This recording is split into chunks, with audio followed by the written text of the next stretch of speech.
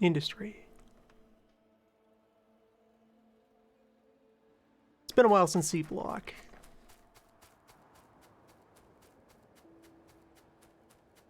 Although C-Block never went to space, did kind of manage to run its course. Since then, 0.17. Many visual touch-ups.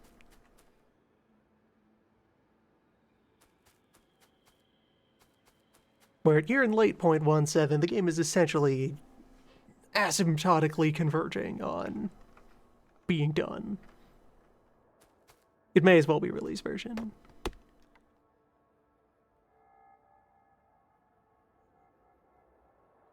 Also, some other large mods have hit that do interesting things. So here we are again.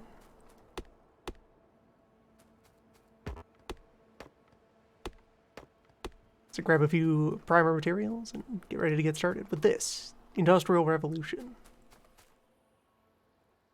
Finally, industry in factories.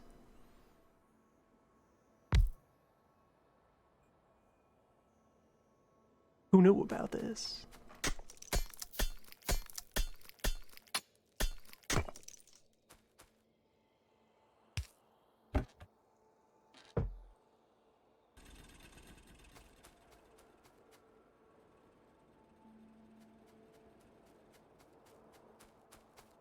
Or so to kind of get preheated on what this is going to be about. Structurally, I've played up into late green already to get a sample of how Rev operates.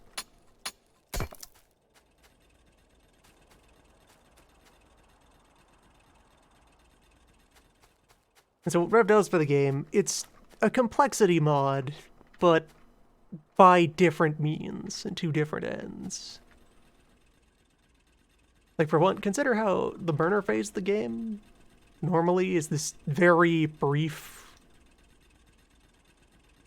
very forgettable, almost throwaway segment where you have machines that need to be powered by flammable fuels and slightly different logistics you need to do in order to make that happen.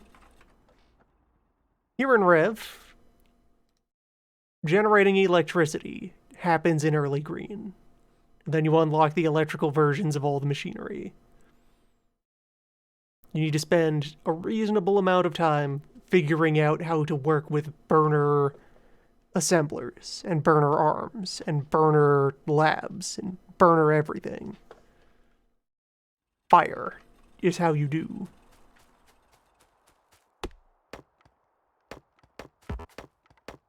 And I find that lasts about the right amount of time to not overstay its welcome.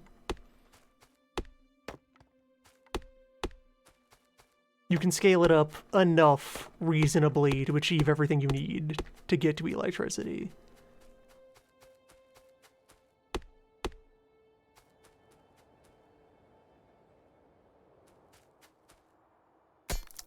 Just gotta be ready to burn.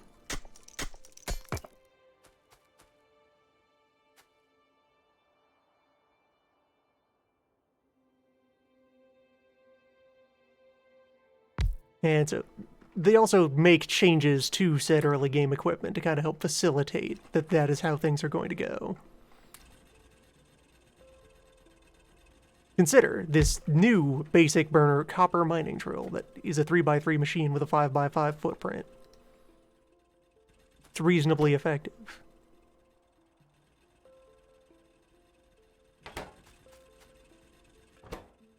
Basic furnaces, all furnaces are larger. They are always 3x3. They also tend to work in larger batches here in Rev. Achieving similar throughputs to vanilla ones, but in fewer cycles. Also, all the assets are very handsome. A lot of really good, weird, brass clockwork nonsense. It's a strong look.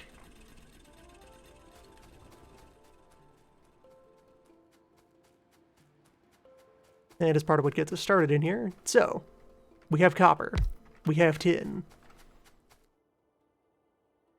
We don't know what a broans is and don't want to find out for some time.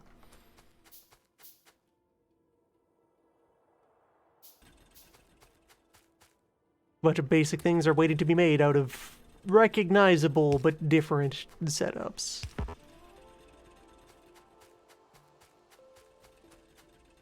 Wait, right though, I don't want you going into a box. I want you going into another furnace. Get started there. Tin smelting. I'll throw one of these down here to make brick, even though I won't need much in the way of brick for some time.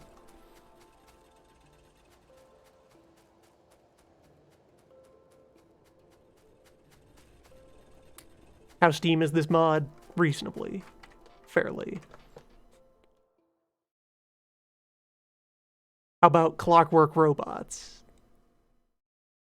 How about clockwork robots with... Okay, yeah, there is a bronze... I overlooked the existence of this burner generator the first time that you mount into your suit.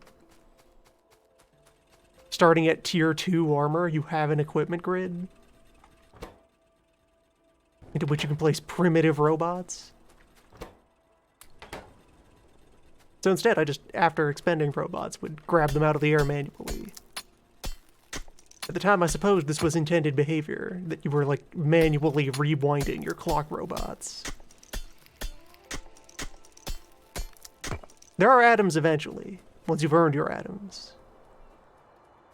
After a long journey.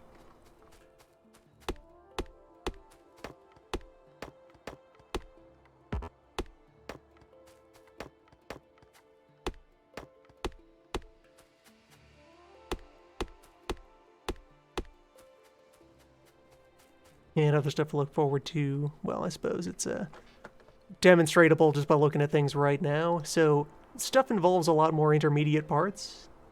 You can see there, for example, on the drill, we have pistons, chassis, and a motor, and some plates.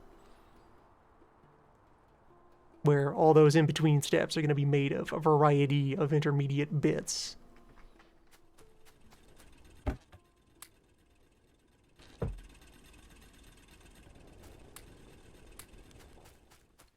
This has the effect of making handcrafting far more expensive because of all these intermediary steps. Although that bends back around into it's an incentive to really start automating. As soon as possible, get things moving in parallel.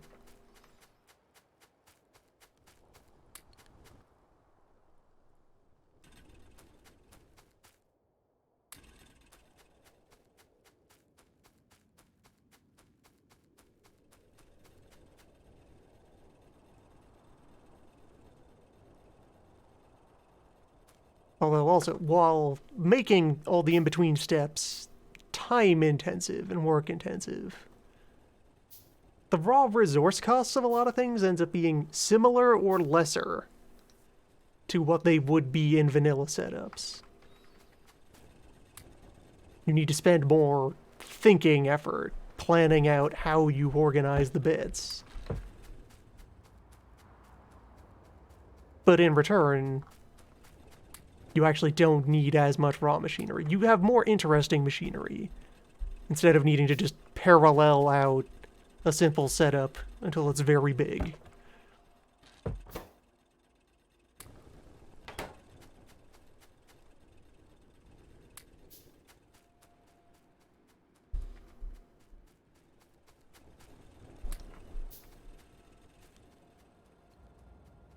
Said test games where I, at a reasonable pace, made my way into late green science only involve, like, 4 furnaces of each material.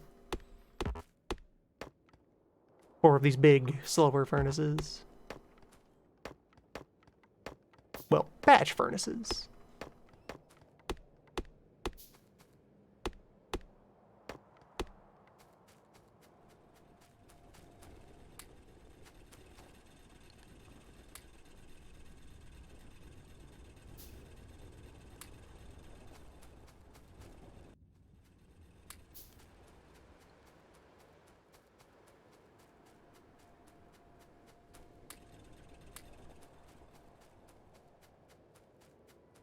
Alright, so throw down this copper lab. Do the usual first 10 handmade red bits to learn of the copper assembler. Assemblers which are made of arms in this, partly. You immediately have that direction. By the way, you should start building arms, really. Get some grippers.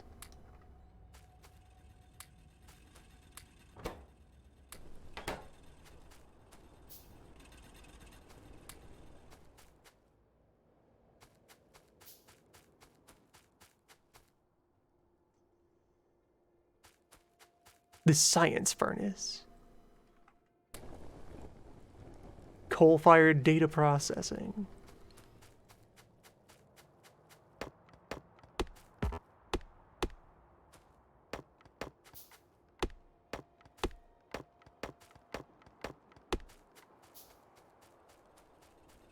Not everything has new assets for Industrial Revolution. Some of them, if it is exactly the same thing as the vanilla machine, it will just be the vanilla machine. Boilers and steam turbines and so forth, those are the same.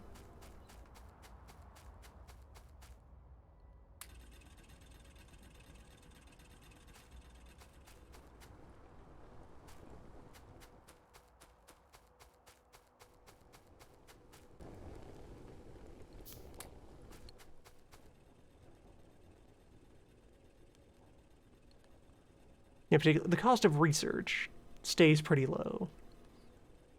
Like the basic red beaker there, a comparable 1 copper 2 tin that it's made of. Once we eventually get to the green, it's made of glass and bronze.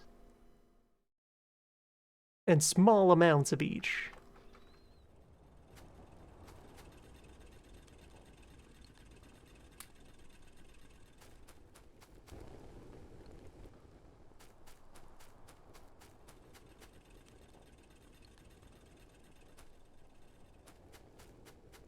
There is some reason to it. It ends up scaling a lot better. It makes your lab assembly complex kind of feel better in a lot of ways. Because you are when you eventually, have your pretty usual bunch of research makers feeding into a bunch of laboratories. Each line is receiving distinctly different material.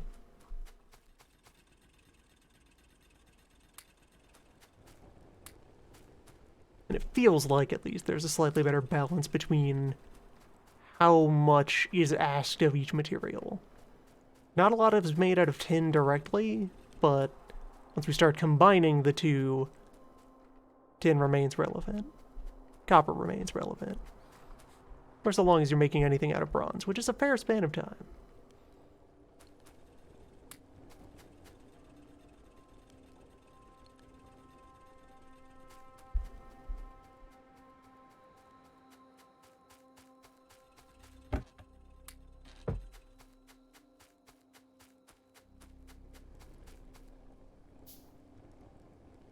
You can see how quickly handcrafting escalates in expense. Bits. Bearings. Tubes. Rivets.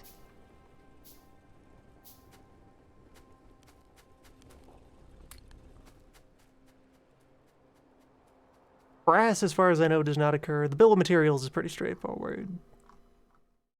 It doesn't try to go wide with materials the way that, say, Angels would. Still takes a reasonably abstracted and gamified chain of metals that you're using. We have our copper and tin, bronze that is going to result from that, iron, steel, gold, glass that will be crunched out of... You get sand by crunching up rocks in a grinding machine. Grinding machines will be involved eventually.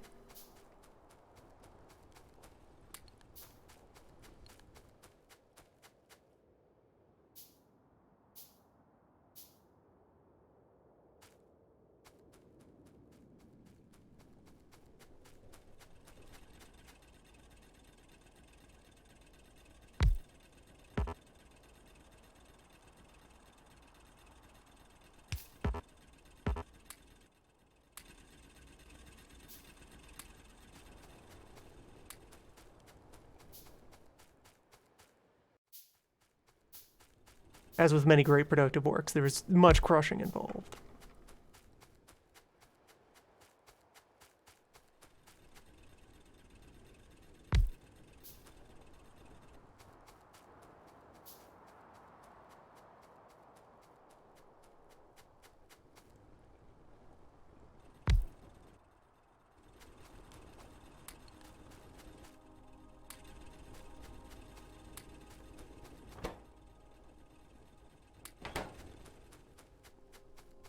And you can just kind of note out of the corner of the eye here, something that comes up mostly later.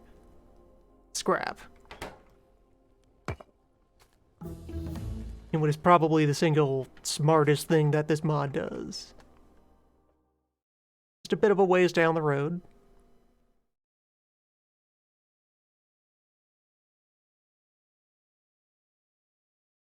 A recycling machine. Throw anything into it, and it will be crunched down into scrap bits of the materials that went into making it, which you can then melt down and reforge.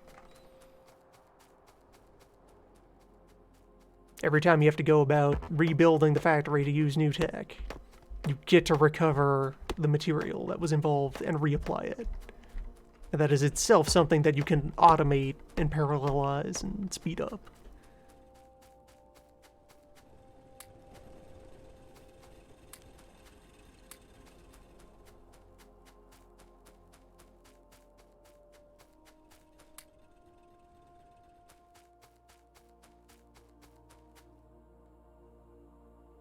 Alright, so let me get my first copper assembler up. Yeah, in fact, I'm not going to hand build the second one.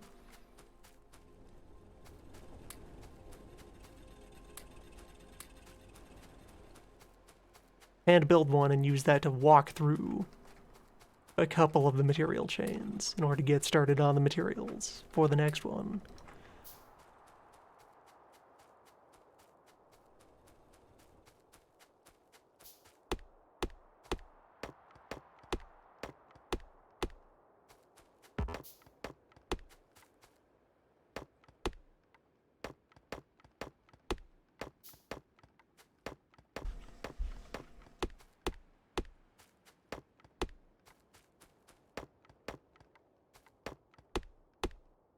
And go ahead and pick out next research. Enemies are turned off, as I usually do, so...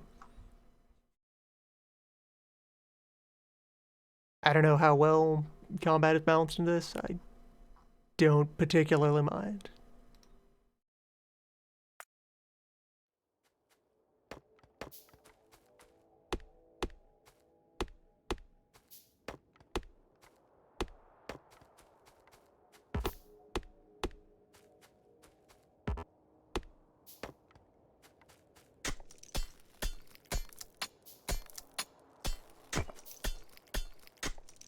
Going by how well the rest of it flows. Probably reasonably.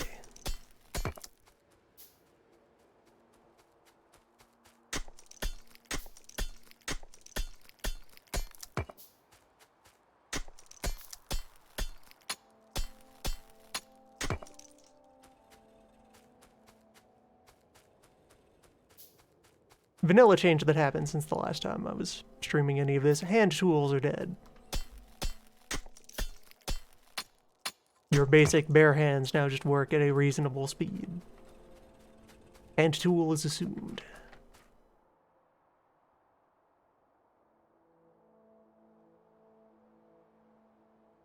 Alright, copper assembler. There he is. Fine piece of machinery. Oh, also, like the concept of complexity of recipes being limited by tier of assembler, that also died off. You can make everything in every assembler. That is the new normal, and it's a fine place to be.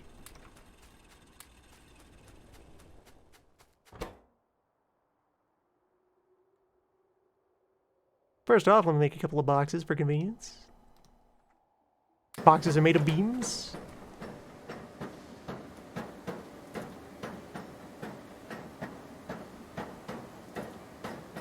It's a very handsome assembler. Look at it go.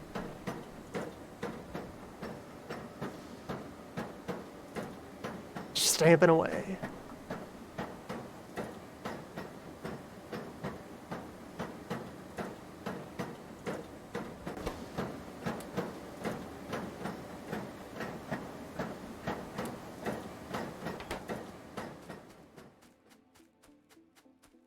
I'll let it do its work. It's very satisfying when you get a bunch of those slightly off sync, hammering away.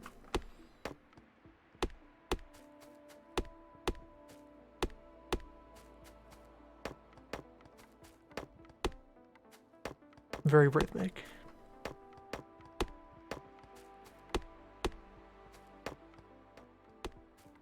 There is wood domestication in this, and it's much simpler than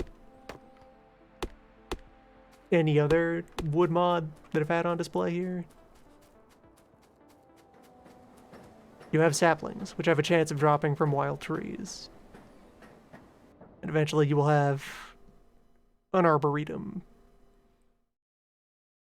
into which you put the saplings. They mature into wood, and have a chance of producing a surplus of saplings. Always at least break even on saplings. There's also two kinds of wood, standard wood and rubber wood. We'll have to go out prospecting and find a grove of rubber.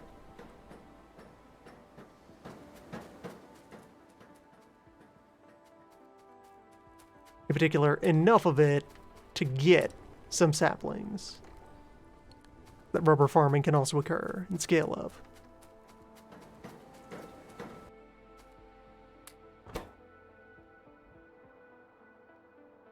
So, a couple of wood cubes.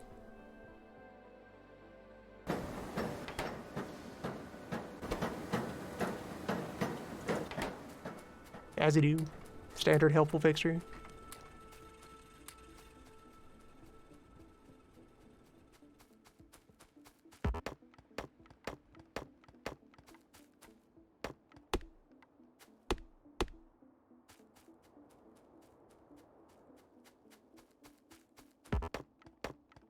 I'm gonna hand chop enough trees to get like 20 saplings. And then end up destroying many more in order to, you know, clear land.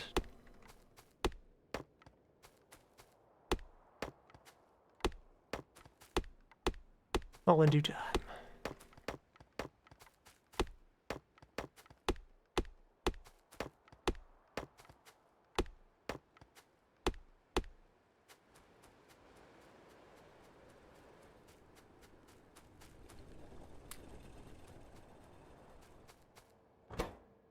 Alright, so, got some cubes.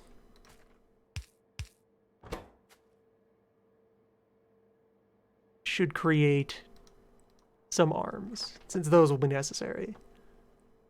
So, tin plate, tin rod, and a burner motor.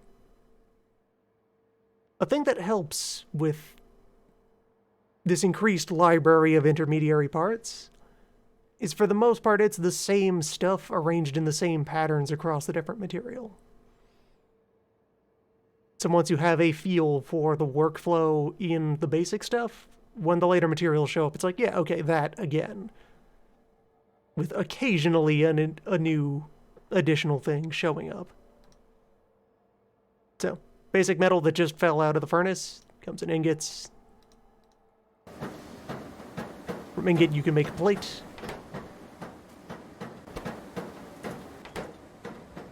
You make plate or bar or bearing. Bearing is directly from ingot as well.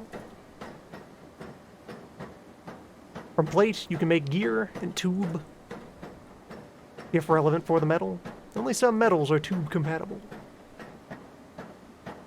From rods, you can make rivets and cables. Again, if relevant.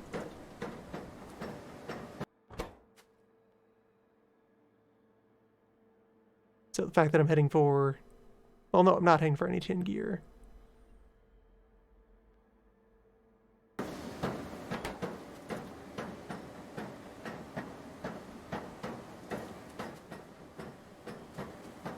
Also, those tube are not synonymous with the logistical pipe. Yet, you can note that that's absent at the moment. Fluid handling doesn't start up until later, at all.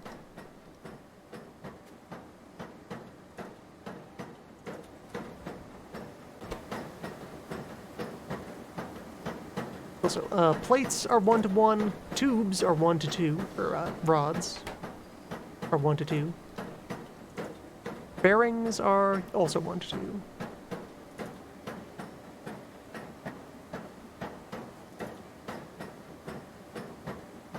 The mod chooses a bunch of points to change the number of items in play. Usually not drastically. Just enough to shake things up a bit. You can also note that even the basic assemblers have a module slot. Even the basic drill has a module slot. These are upgradable. In that, so very early on, there's this thing that goes in module slots. This would matter if you were dealing with pollution management. Just a slight mitigator of stank. Mostly it comes into play with when you get to modules, which happen here relatively early in green.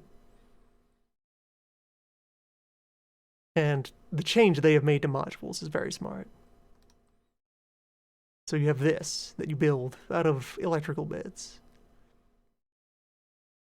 A computer in a cube. Then you have a process to turn a computer into any of the standard module flavors, or a module back into a basic computer. You can just set them to whatever you need them to be. You reprocess them, recycle them, reuse them. For the higher tier modules, you make fancier computers and follow through.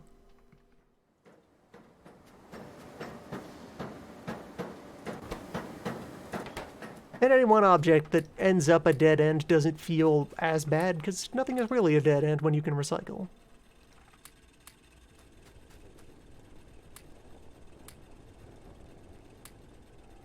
I'm gonna throw all those bits back into the system and get your full value one way or the other.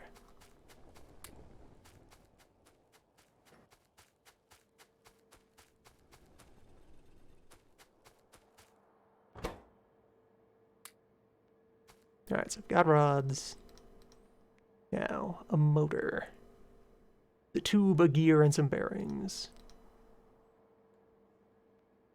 So I need copper plates.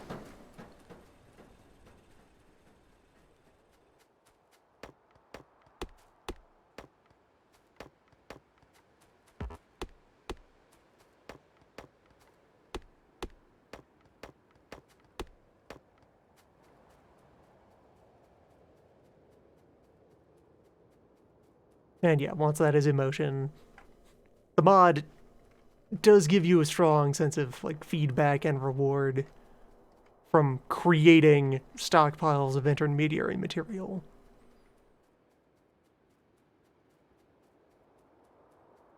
First kind of production target is to get a little core group of assemblers up,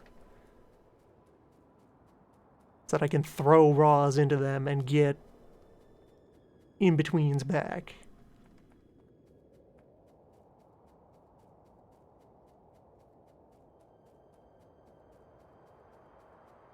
Not much out here. I've spawned in on a sand biome. It might take a while to find rubber wood.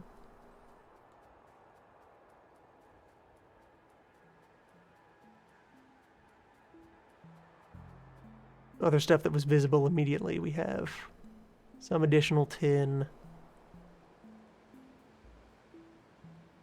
And another coal deposit over there, and over there.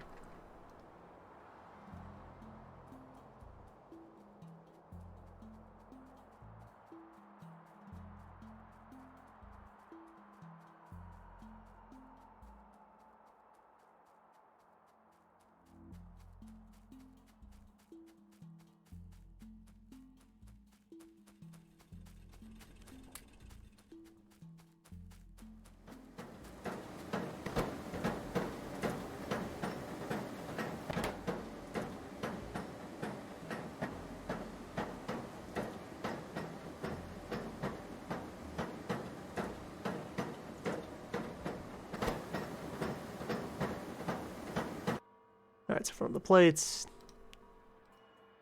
some tube and some gear.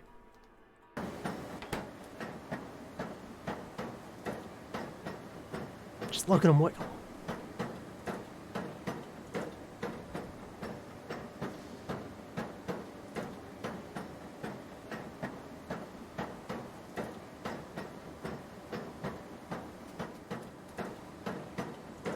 And like this one exposed cog out here on front. One on each side, I guess. Doesn't do anything, it's just there, spinning.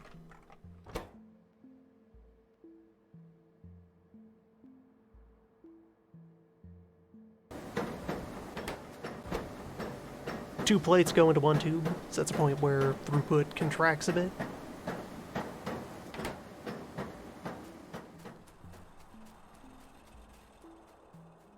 Yeah, that's an indicator light that power is on, in gear form, of course.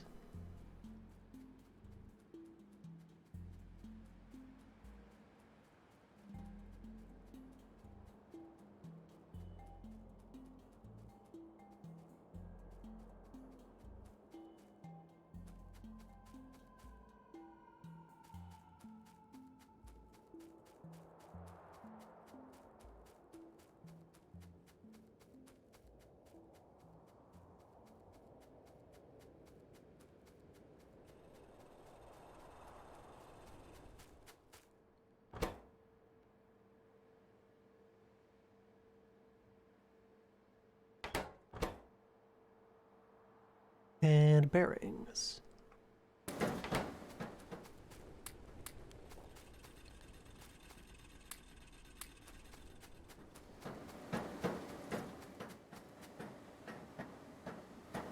Okay, 62 kilowatts. Fuel lasts a very long time in the copper assembler.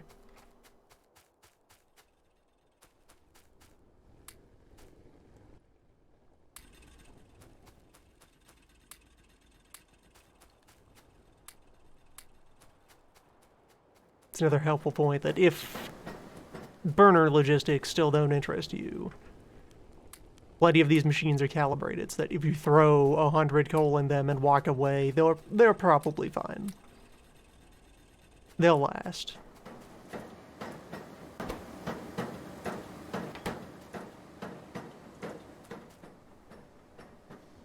Yeah, the desert has some texture on the minimap because that's just the land in general has more texture now. Part of the general visual improvements.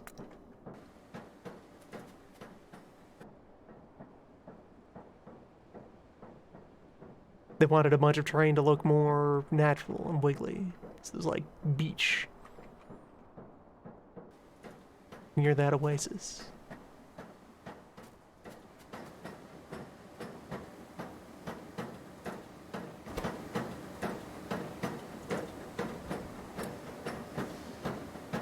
Alright, that's enough of those. So, motor.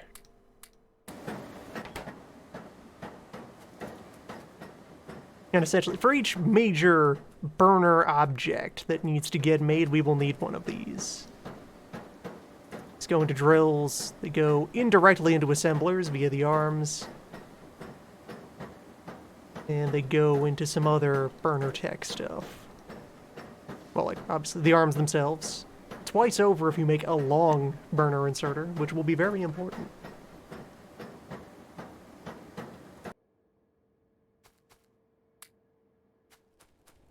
Because your first thought for, okay, how are you going to do fuel handling logistics with your assemblers is, okay, I'll just mix fuel onto every conveyor belt. Alright, that's fine for the arm going into the machine. What about the arm coming back out? You need a second arm positioned somewhere to throw fuel into the unloading arm.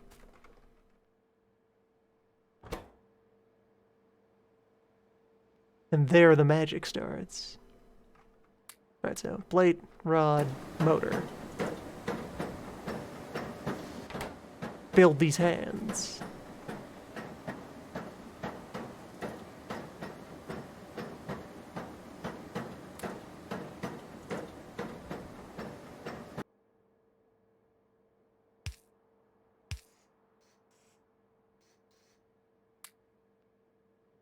Or, you know, throw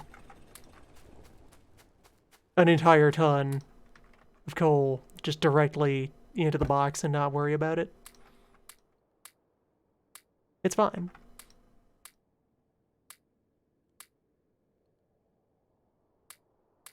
And yeah, I'm just gonna throw a bunch of miscellaneous material in here.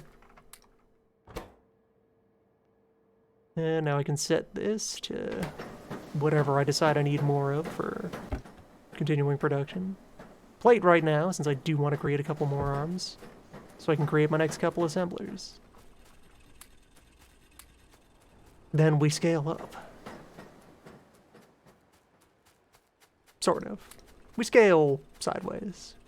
We scale at all.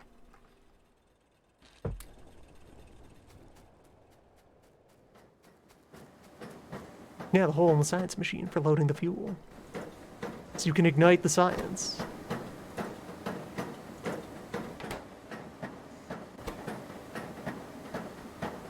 Alright, so let's see, what else goes into copper assembler? More gears, and a large chassis. So another recurring element, small and large structural chassis. These will go into like your kind of 2x2-ish buildings. Like, let's see, what even on the current loadout uses a small chassis? The incinerator and the mining drill. Yeah, so some lighter things will use small chassis, and then big installations use large chassis. The small one, rods and rivets. The big one, reinforced beams and rivets. Would you take a wood beam, wrap it in some plate, jam some bits in there, and away you go.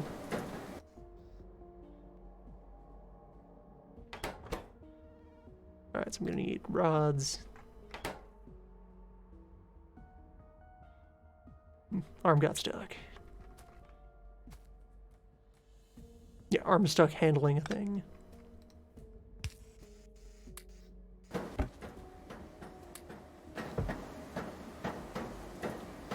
It happens.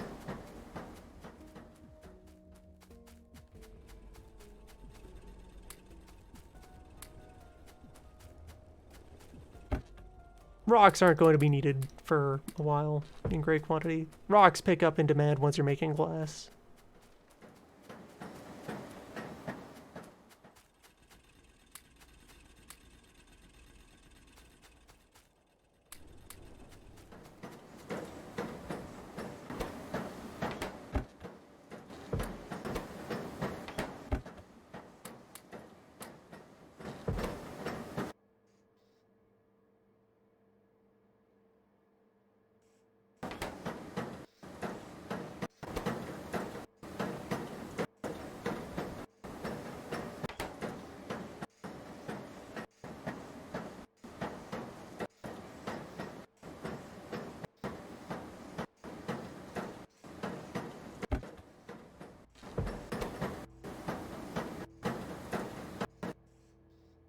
May as well go ahead and make the tin gears.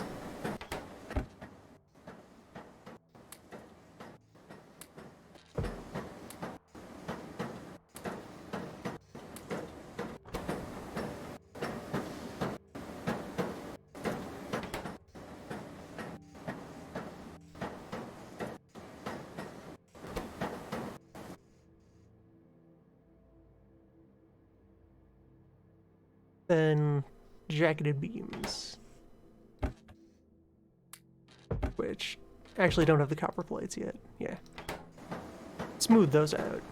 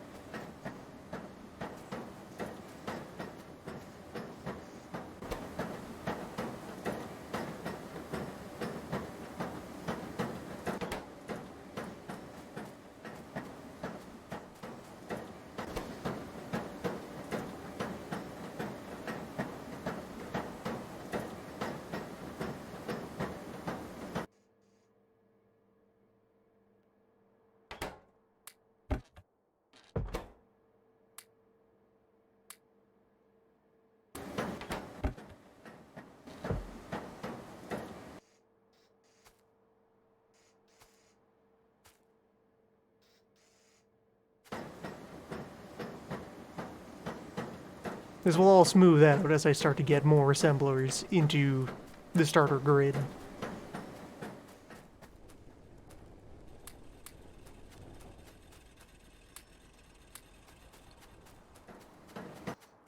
General approach that I found pretty palatable in the early game.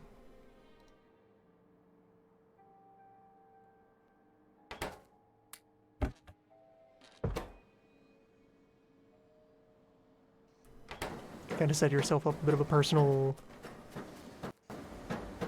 general purpose assembly block. Don't start sprawling out into belts yet, but just have a bunch of stuffs that you're practically working by hand, but getting things done in parallel, and it does end up saving time. And building a working sense of how you will want all these parts to fit together.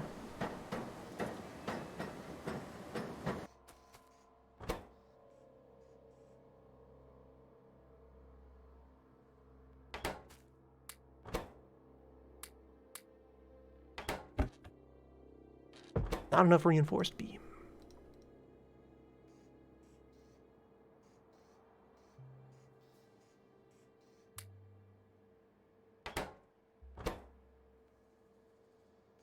Need a bunch more plate. Set that to plate and leave it running for a while.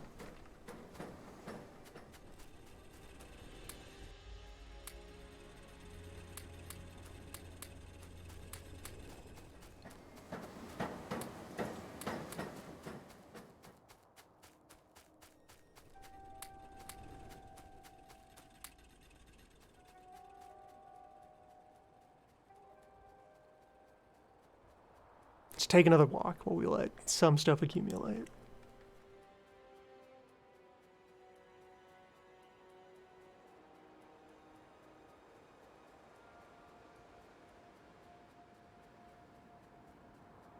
Yeah, so there's this additional coal here.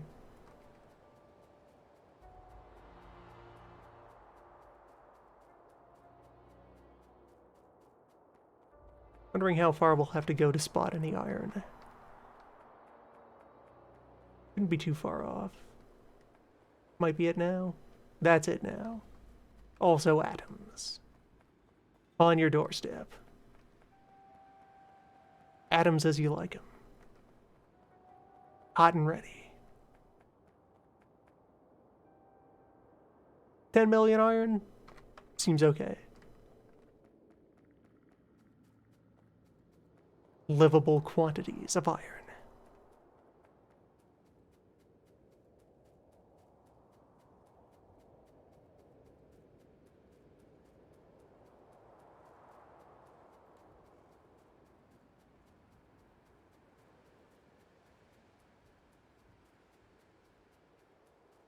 Okay, there's a rubber tree.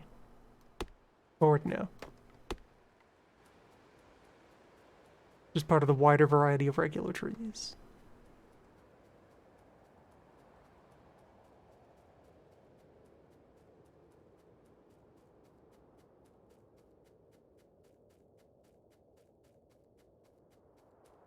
May call for a bit of an expedition to find the other tree.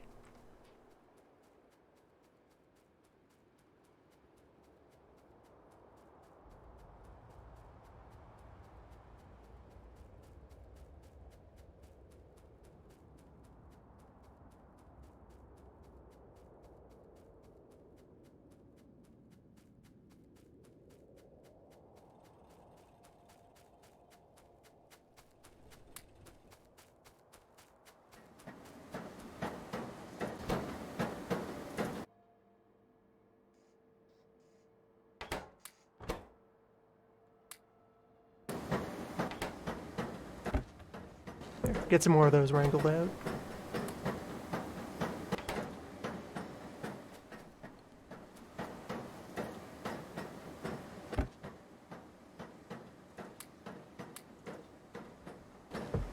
Hopefully enough to get more than one assembler running.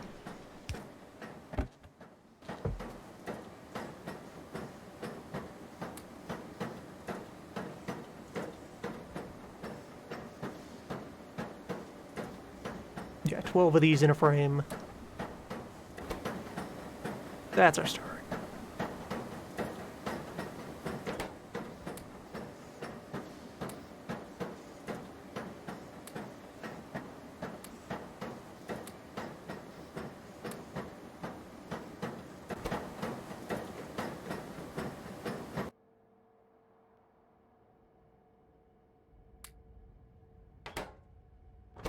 More rivets, though. Means more bars.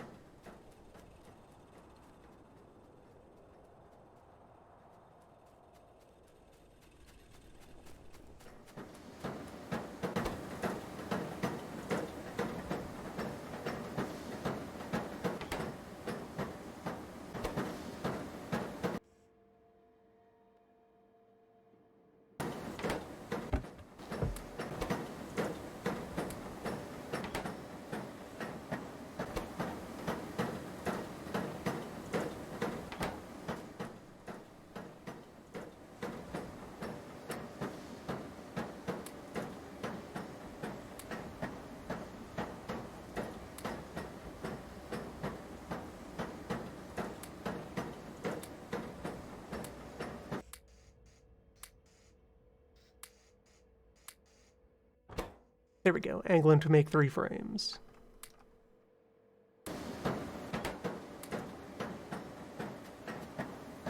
Three frames to bring us up to 4 assemblers, and then the real wiggling starts. So I also have the arms to make those.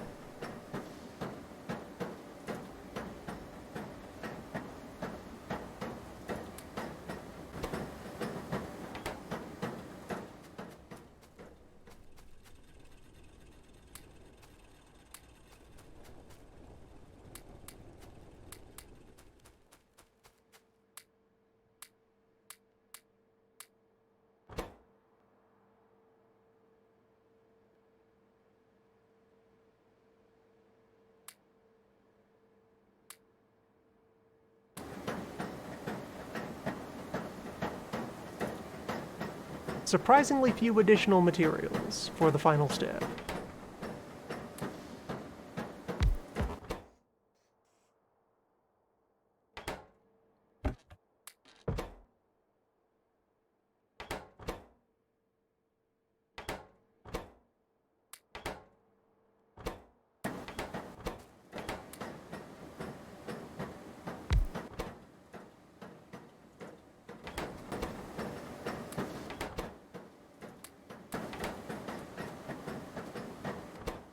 Came up short on gears, but now...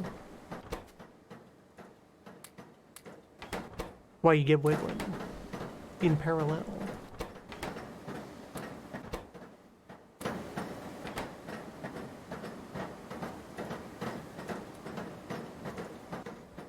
Then... a little faster each time. More stuff falls into place.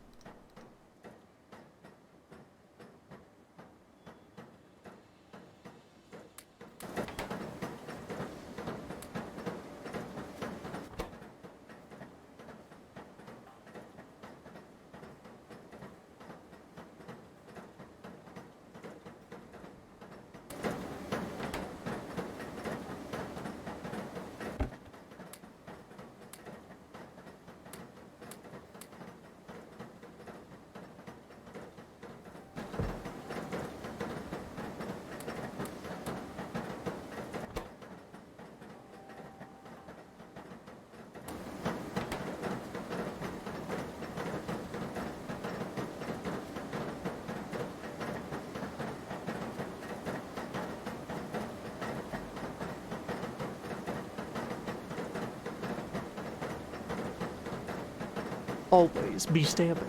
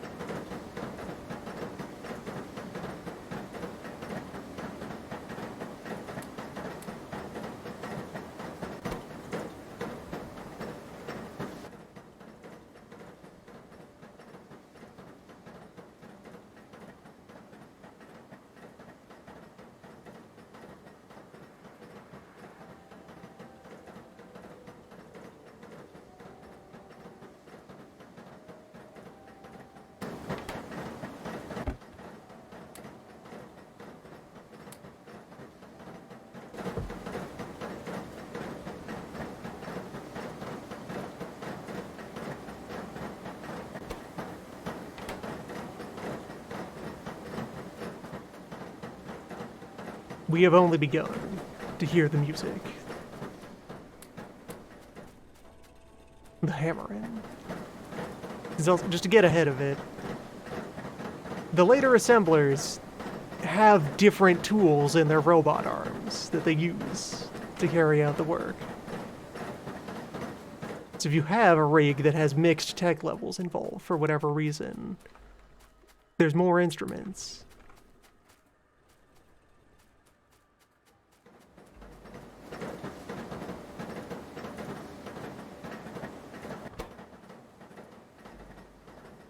Alright, so let's see. That's another thing I could work toward here. Do want at least one more drill. So, motors, which I already have, small chassis. Which will take some rivets.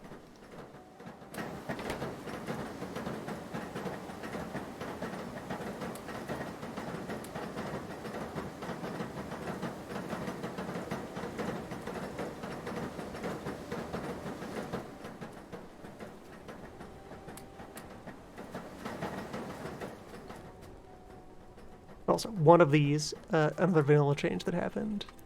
I don't know if that had been rolled out by, like, the trail end of C block, but, drills now just state their effectiveness in units per second. Whatever idea they had about power ratings and material hardness, they threw it out. They weren't really doing anything with it, so drills just say what they are, and they work the same speed on everything.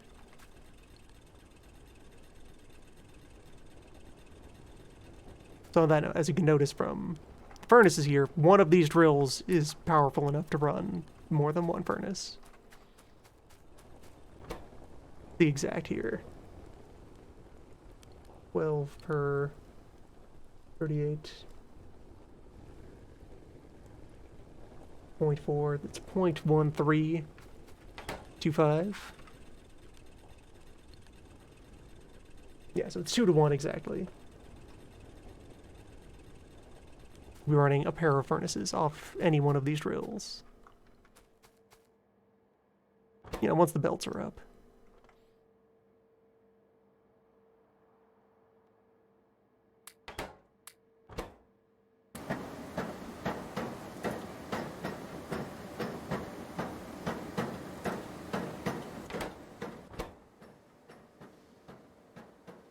Pistons are made of plate, tube, and rod.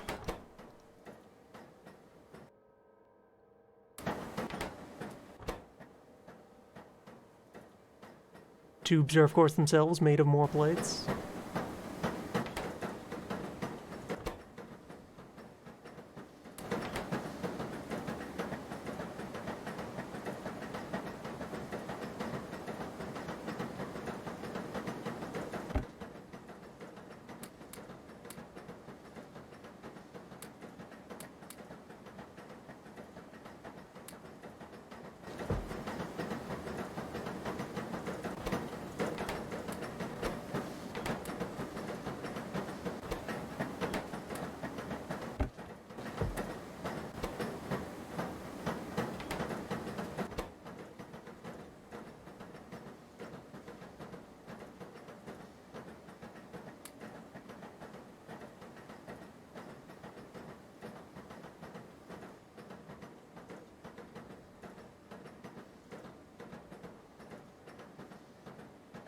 Yeah, the one other tin drill, and then I will put 2 drills onto the coal. Just to be sure there is an abundance of fuel. Each of these takes 2 small chassis, though, so I'd need 2 more small chassis for that. And I have more than enough pistons.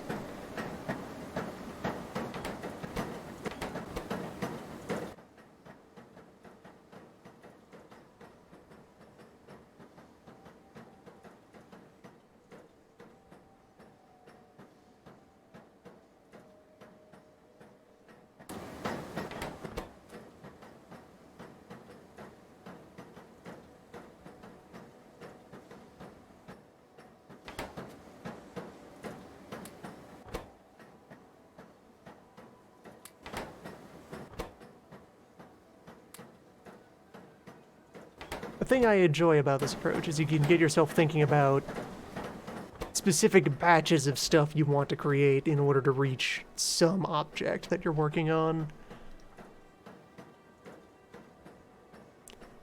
Basic conveyor belt, pretty straightforward. A plate, a rod, some gears.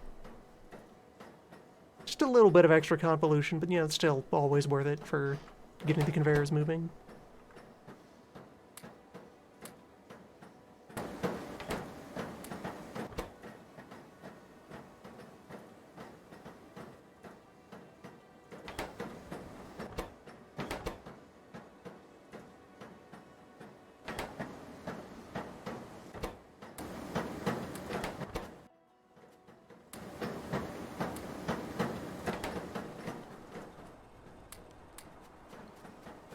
Get some more arms into this. All hands.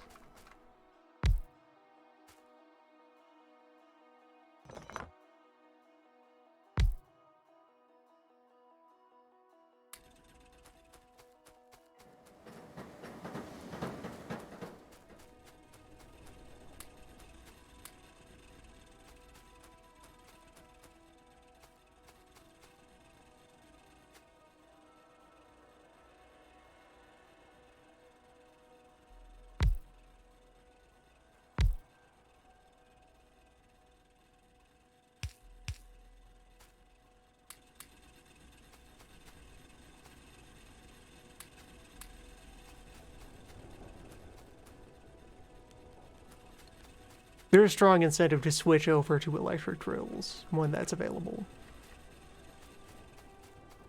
It's a noted increase in fuel efficiency once you're throwing this into a boiler instead of applying it directly to whatever weird heat engine is driving burner devices.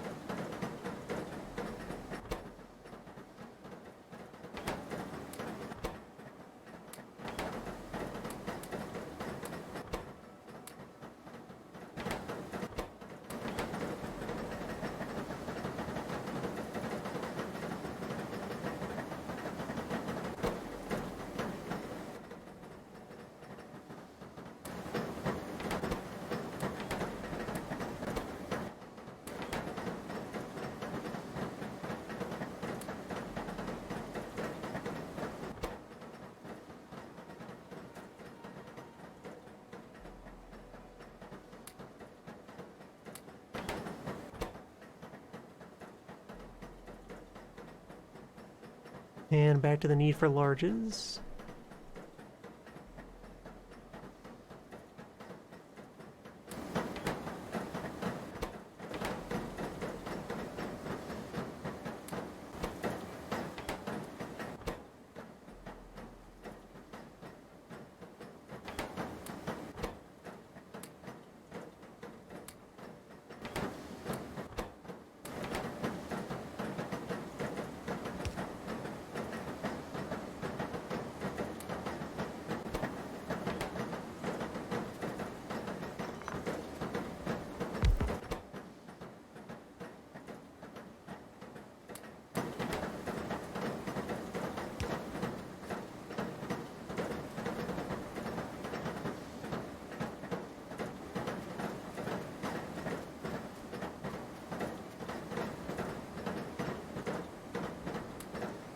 All the intermediate steps of assembly are always there.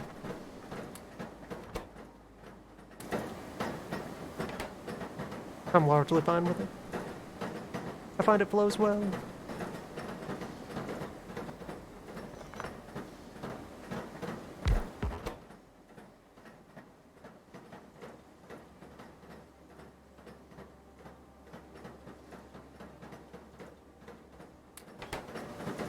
The difference in overall cost of things does a lot.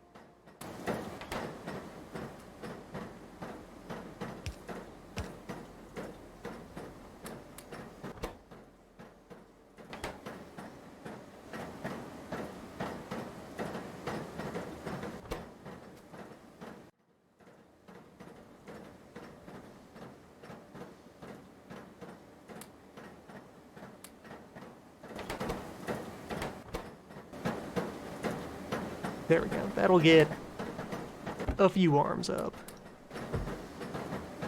Couple hands up in the air.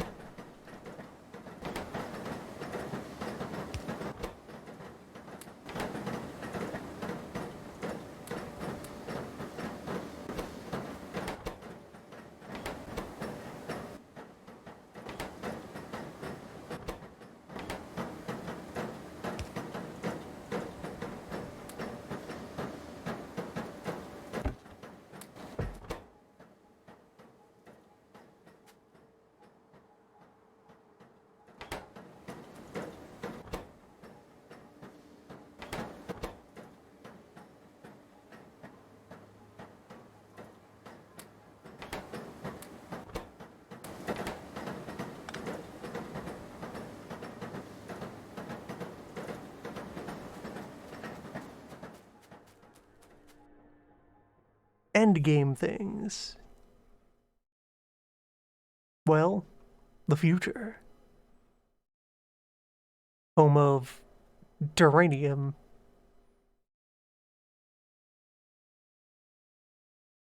Space metal.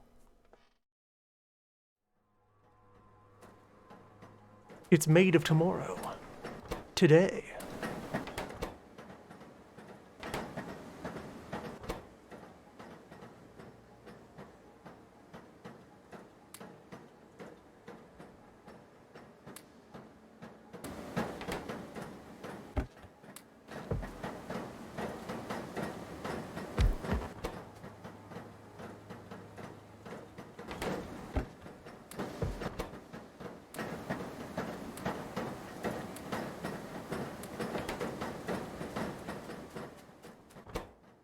You can always use wood as a fuel as well if you really want to. Meaning you have farmable fuel.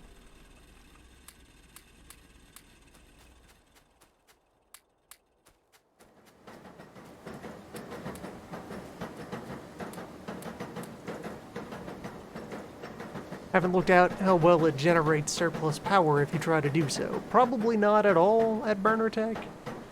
When you need to burn fuel for a long time to run your arboretum. You know, for science reasons.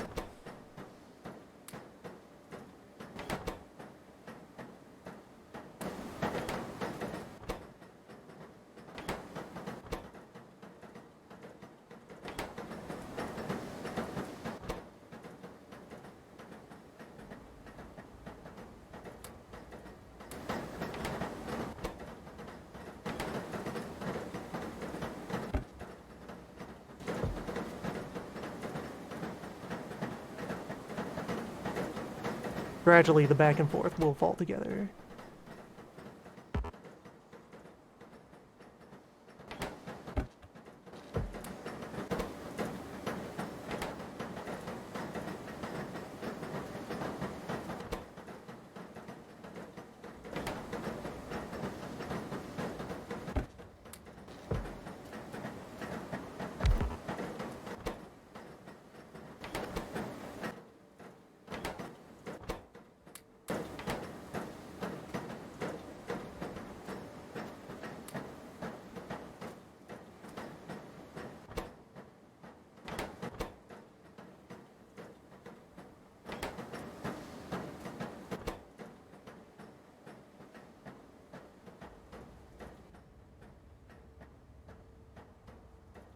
I also have to kind of waver back and forth between the two production chains for now.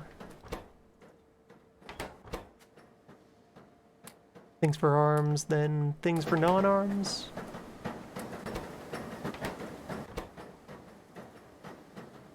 As you do.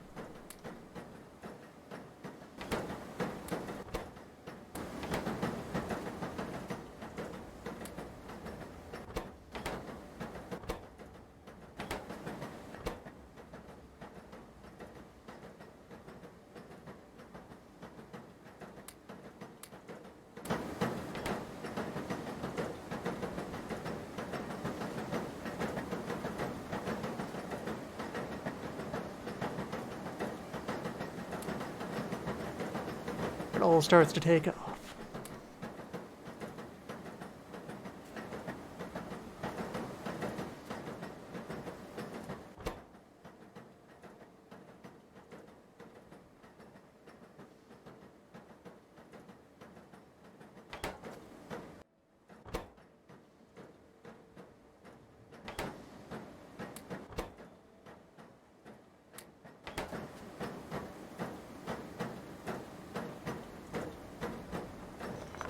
lab can get out of here.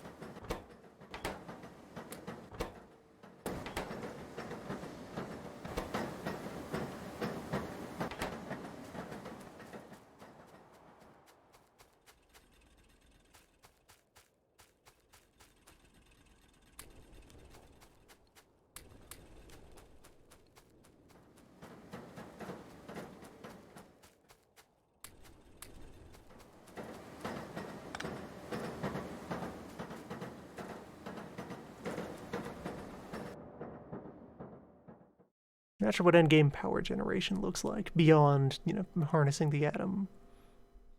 If any force could surpass that, remains to be seen. It's probably atoms.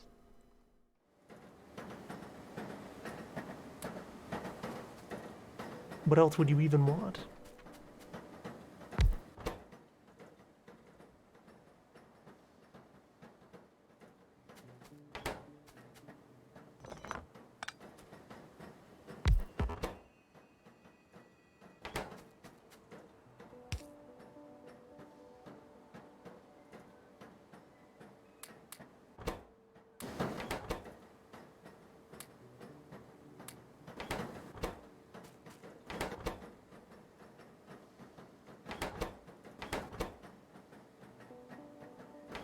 One more frame, though.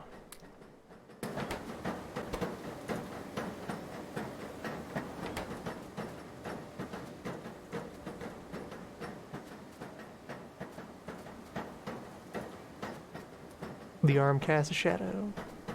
Proper dynamic shadows wiggling about. As they do.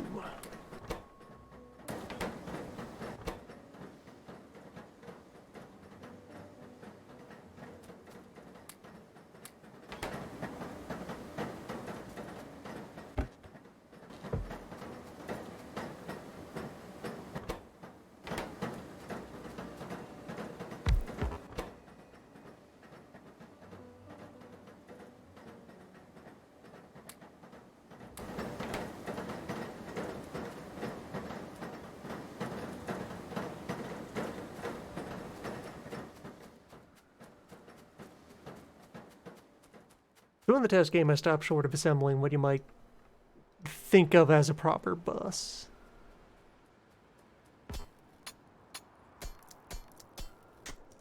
Because there's a bunch of room for thinking about what that even means in the context of so many relevant sub-materials of each type.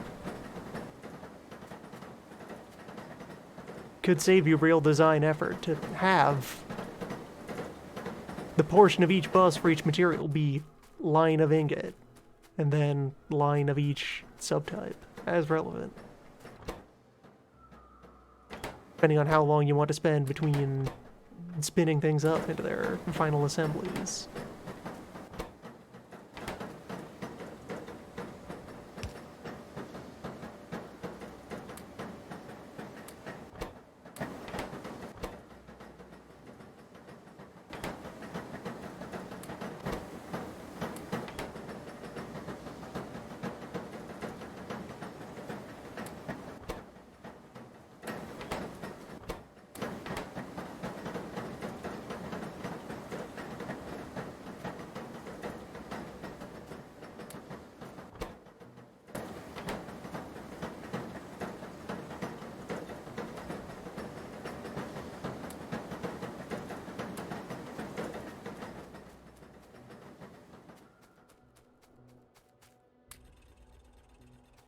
Something I find Rev is pretty successful at. Jumbling up all of the core formula enough that you need to take a bit of a moment to rethink how you want to do everything. And I think more so than in the base game, there's a bigger variety of similarly valid answers.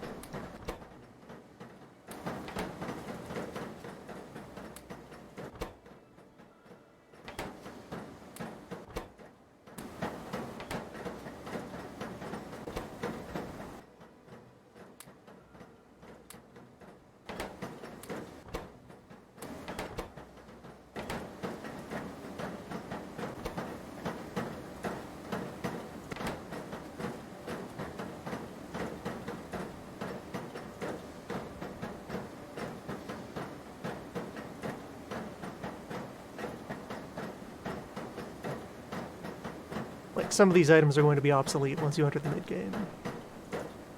That's to be expected. And to some degree celebrated.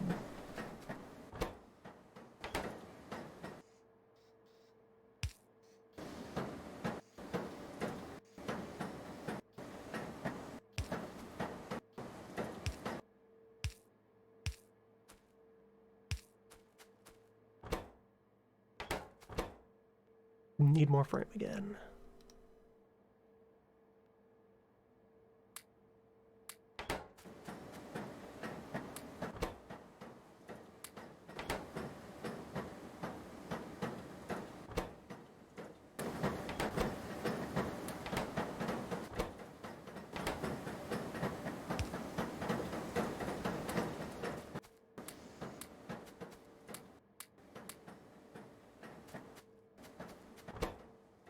Getting closer to having a full chain of assemblers that builds the arms.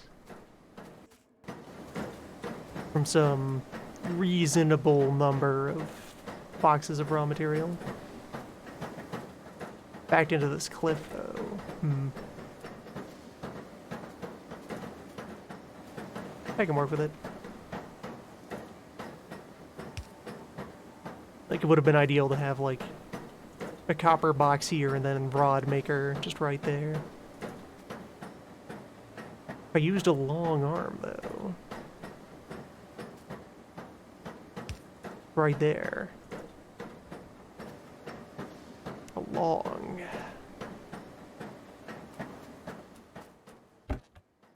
That could do it.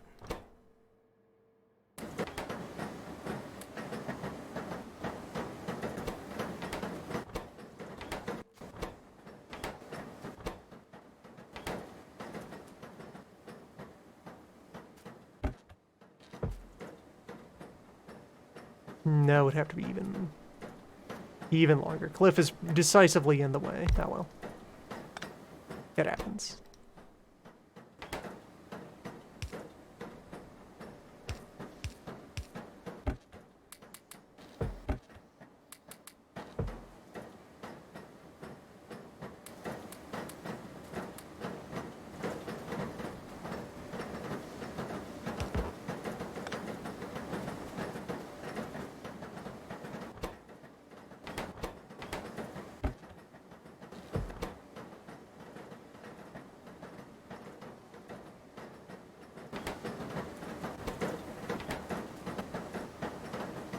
That's a mostly complete workflow for the chassis.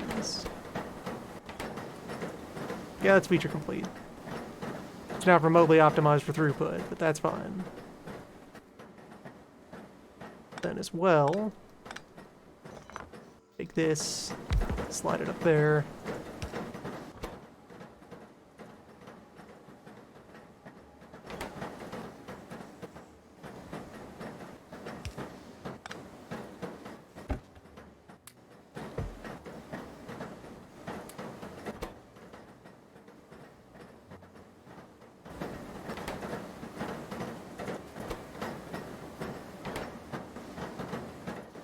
That's now more of the arm machine.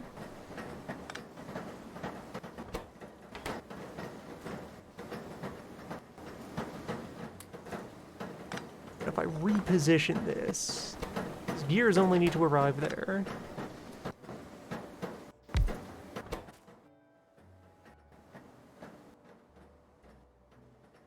making arms out of plates.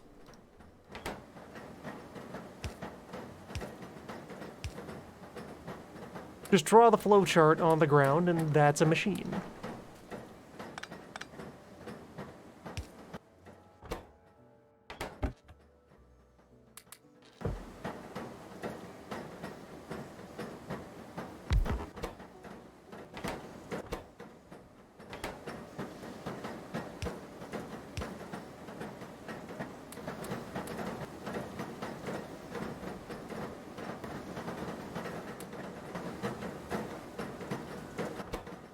Now I just need motors.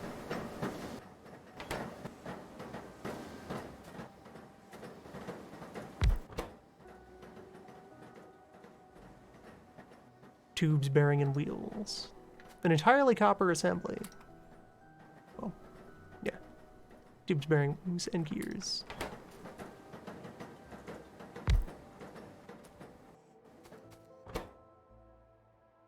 Where two of those are together made of plate.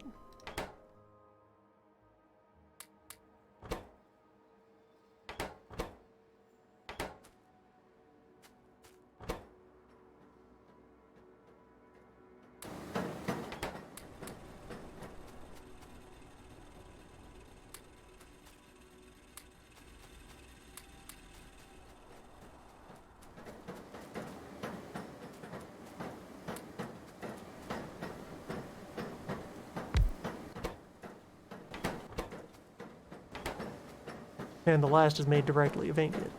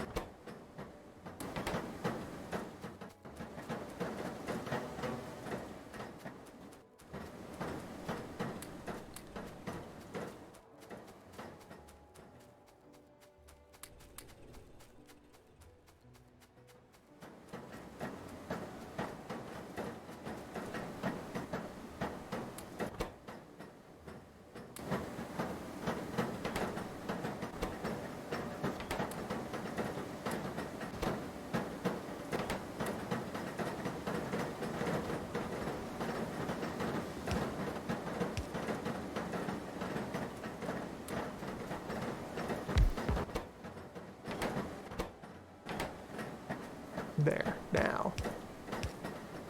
Let's draw closer to completing this first task of making the assembler. The heart of every factory.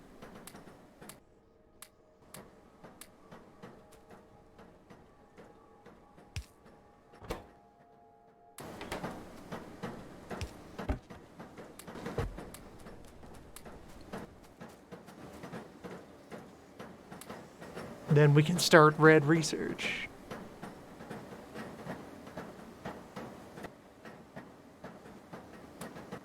Belts will happen after. This many assemblers are going to be involved in things, so getting them all to exist is what's going to accelerate production. I can arrange them in shapes later.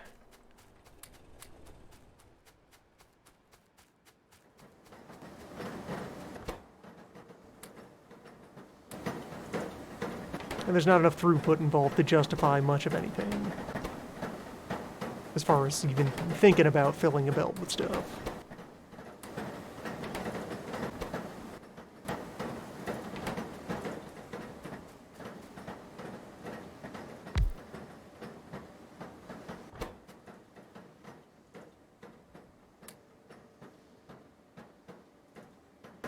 Just gonna make more boxes.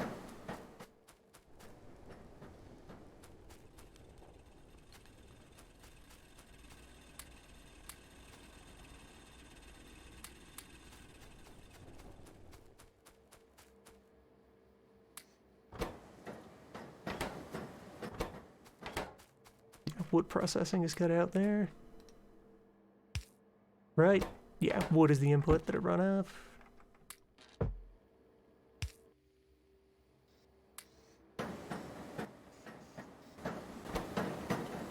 On you go.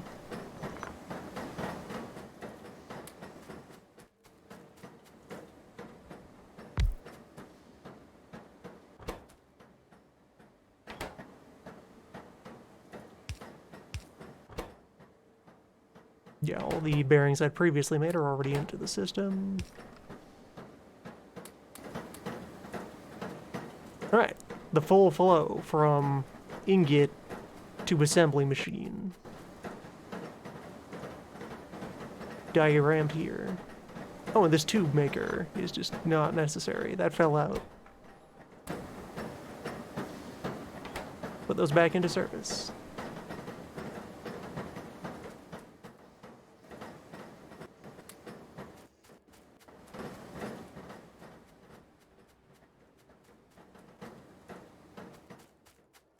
Now, use a couple of these to make a red machine. Or two.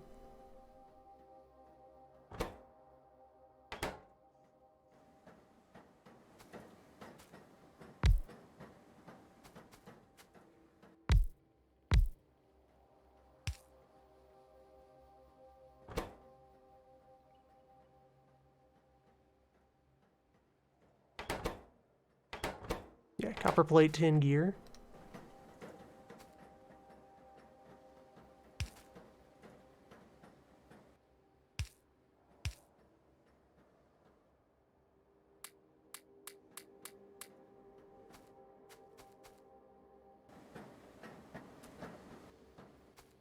Which is in turn tin plate.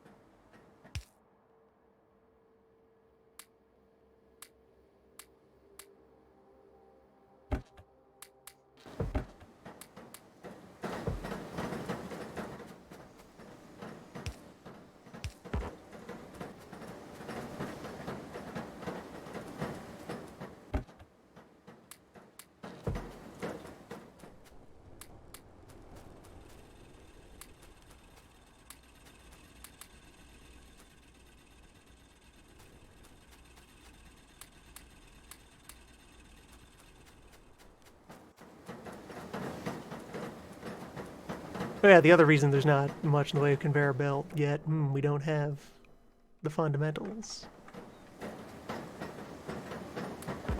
Core mechanisms, waiting to be unlocked.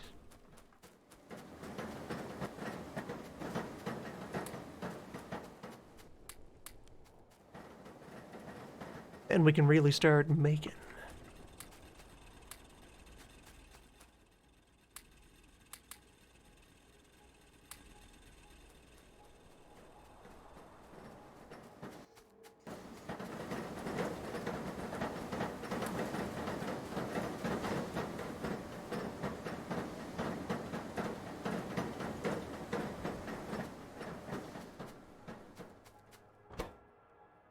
I'll repurpose this fuel.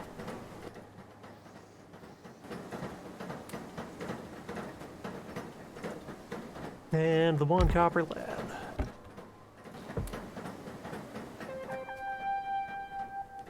East Island Chief! That's not when this is supposed to happen, but good break-in.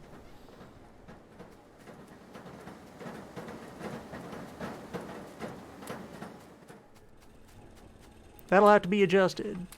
But you know what? That showing up more often than it should is entirely acceptable.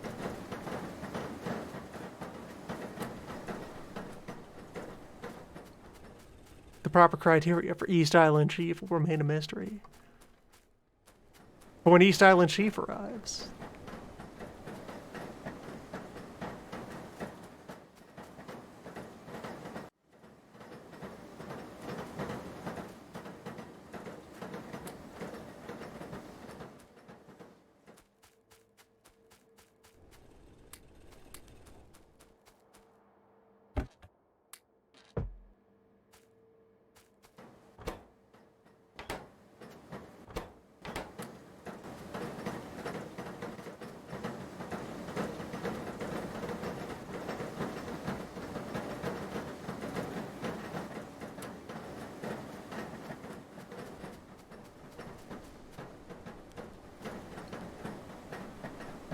Alright, science melter is up.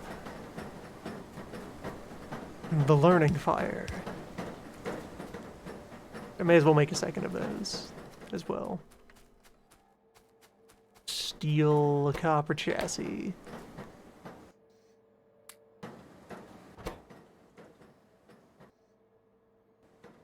Or, just briefly set the machine to data.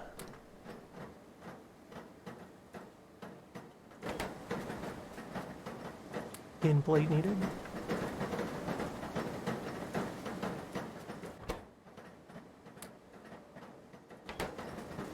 A bit of tin plate needed. Alright, let me grind that out.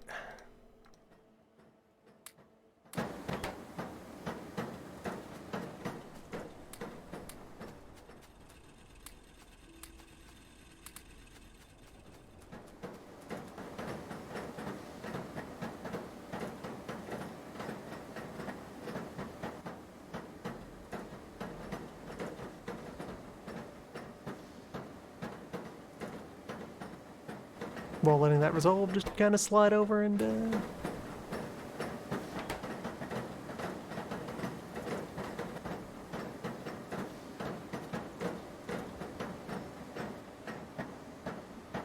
check on those alert settings.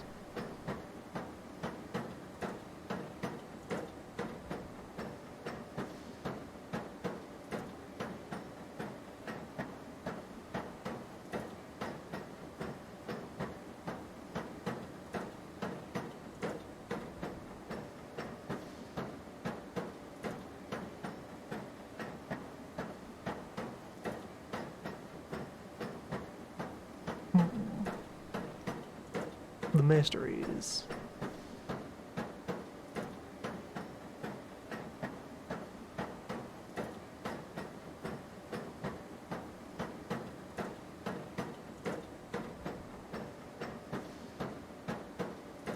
Ah, that's what it is. There's no exactly for hosting thresholds, only at least. That's gonna need retooling entirely.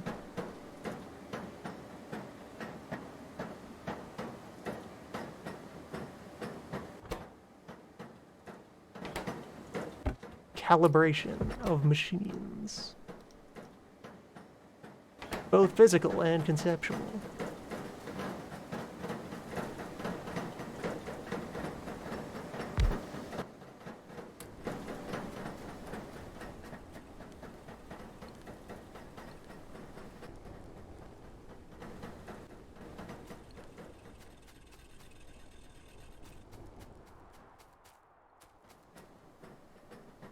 Or it occurred to me, the stopgap that could work.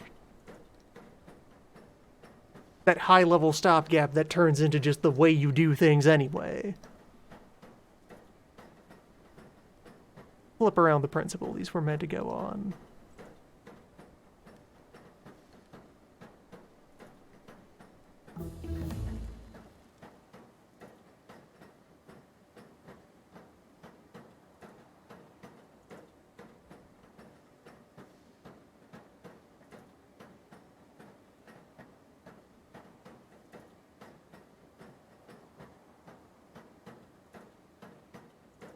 And there you go.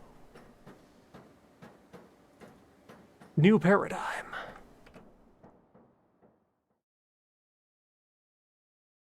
Other good thing this mod does, gives you a vehicle much sooner. The mono wheel. An engine of transport.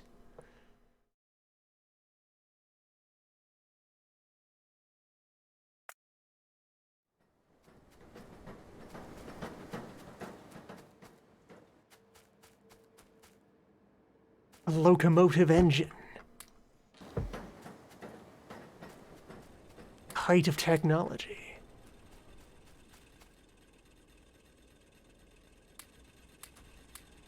Yeah, so now that assemblers will be made in quantity, you can go ahead and start retooling all of that, which means getting at basic conveyor belt. Starting to build a little bit of that and putting it to work.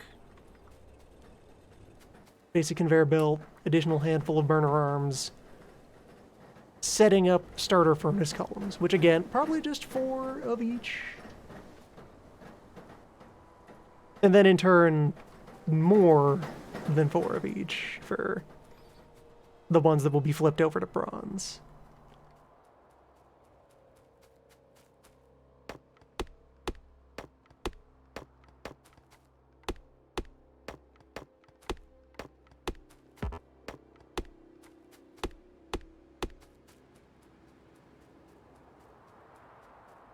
Some beams are used in the creation of stone furnace.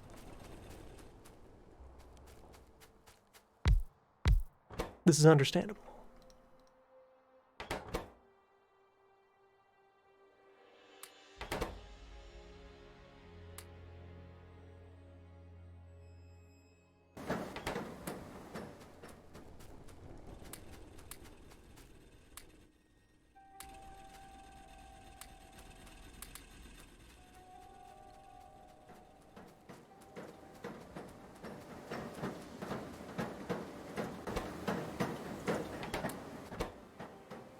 To re-answer the question, biters are turned off. I don't find them terribly interesting as a gameplay mechanic.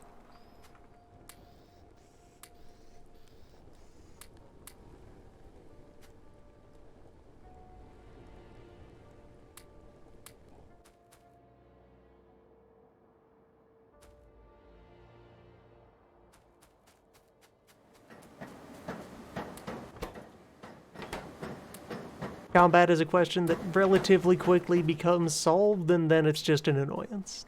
It's busy work between the normal feedback cycle of the engine.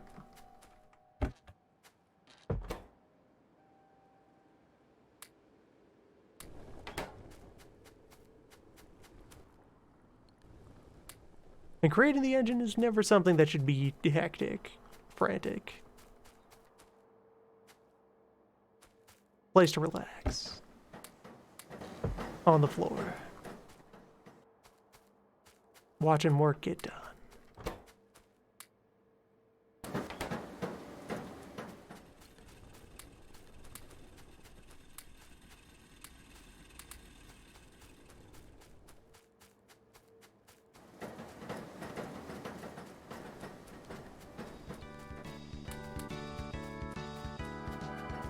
Orbs are pre-revolved and require no further adjustment. Such as the world of tomorrow.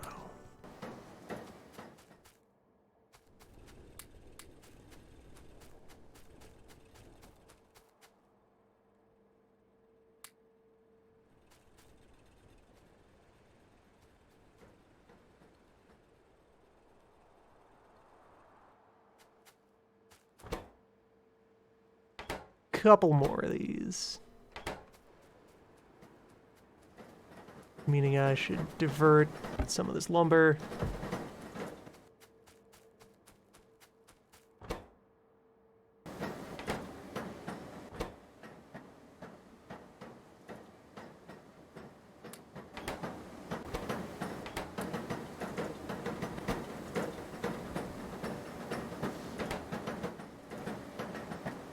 And I can get started on the belt making. Belt needs plate and rod and gear. Gear is also plate.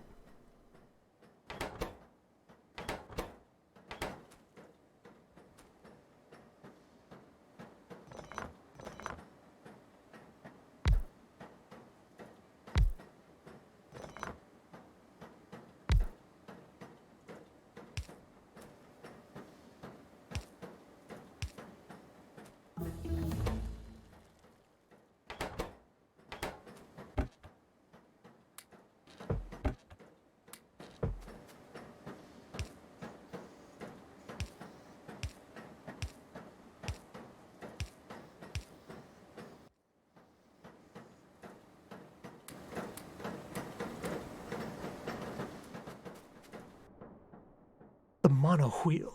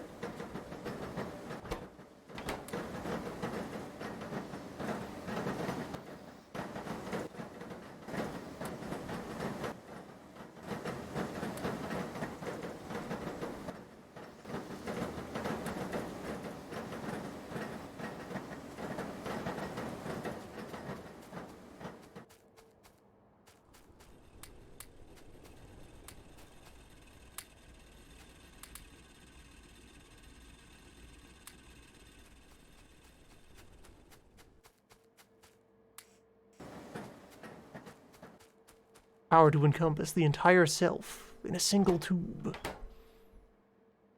Now, hold up.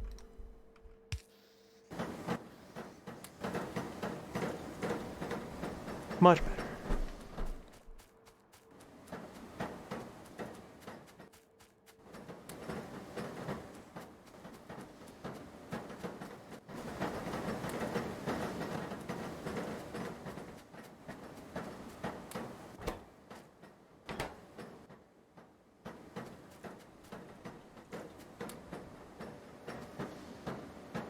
Alright, that should be enough stone furnace.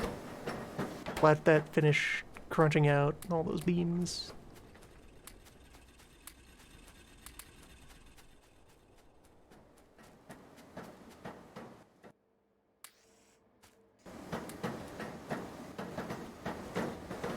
Belt is here. Belt has important work to do.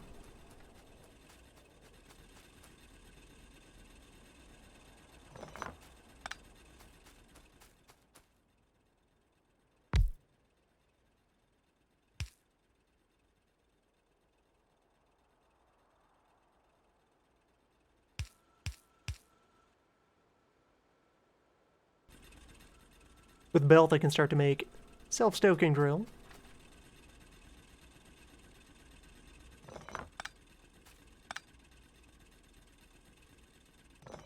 And by doing that, start to get other burner things onto proper belt-fed systems. Then we will begin the great restructuring. Act 1. First of many retoolings.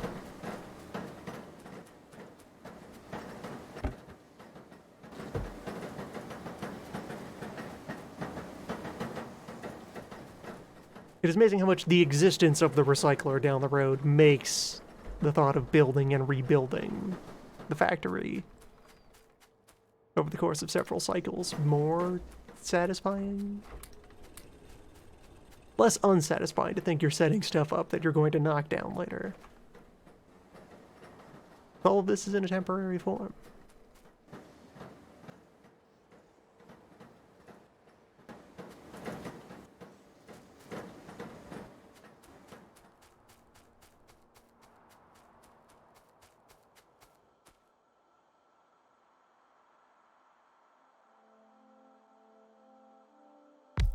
That in mind, here is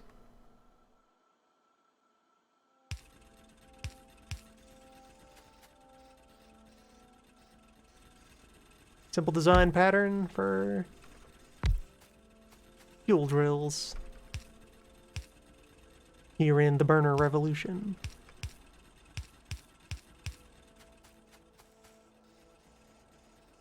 Simple back and forth belt wobble.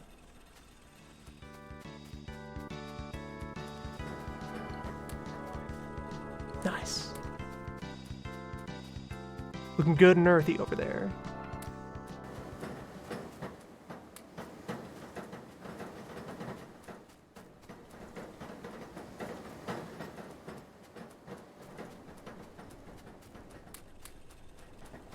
Yeah, everything that still has a vanilla asset ends up looking a bit out of place. Also, although the vanilla belt is now also more handsome for having this bit of depth to it.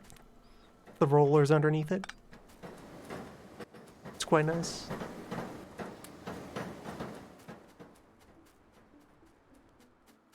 Yeah, so I have this serpentine pattern that I can apply to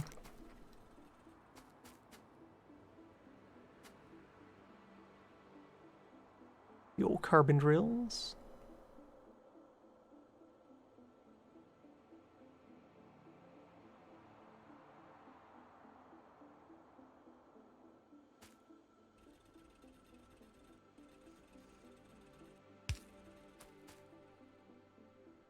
Yeah, cut out those ones that are living on the edge.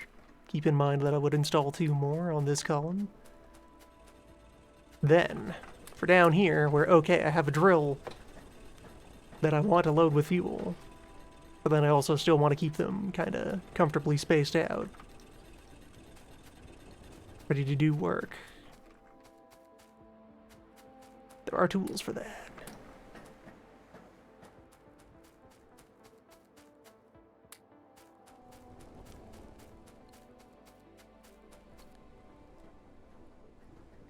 And since these starter furnaces end up overstuffed with ore, if I take off the drills, there's no real loss. Those will keep rumbling away while I get these repositioned to their first new home.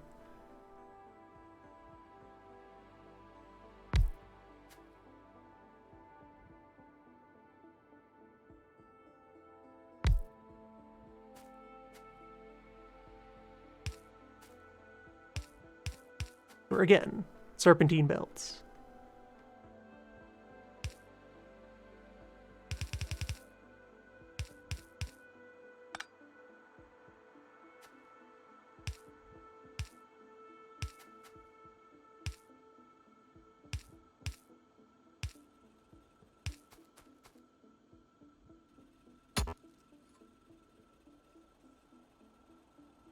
Clear out the ghosts.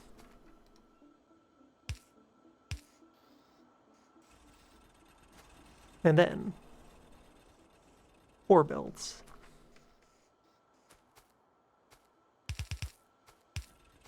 I'll just need a tunnel.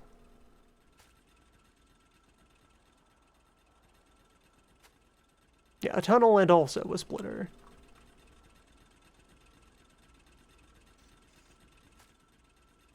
Should be enough raw material count to work for,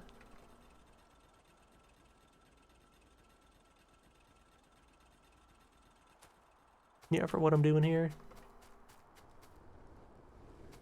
Need to create tunnels and splitters.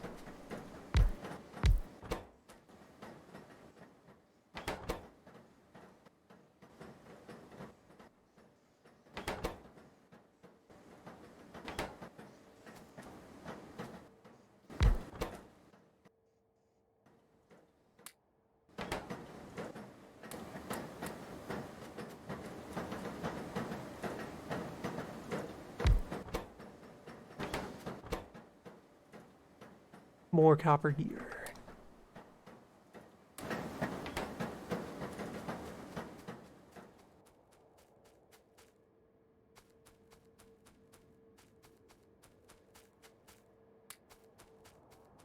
Yeah, the serpent belt is the base organ from which the belt spaghetti can be formed. Core fibrous structure. A single thread from which a cloth.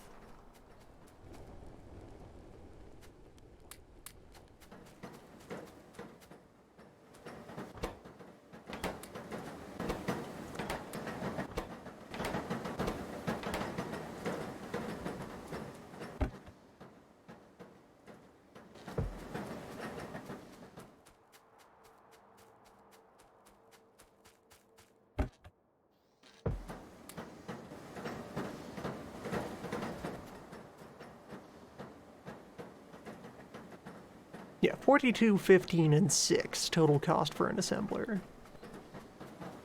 So I have enough wood for a couple more. I have a healthy supply to work from.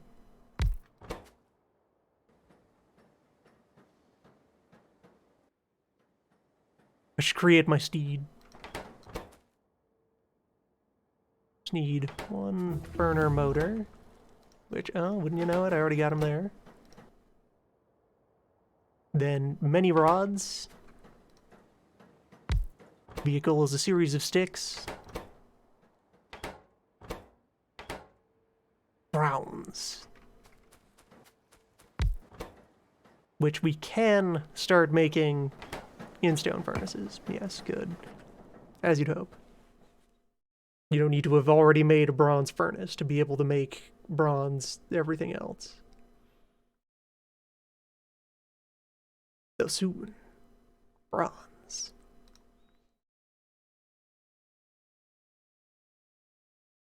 I haven't seen a need for big storage bin yet, but these probably fit in well.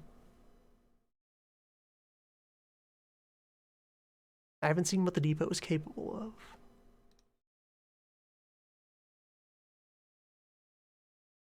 Yeah, the armor and the starter Armor gizmos are all bronze tech.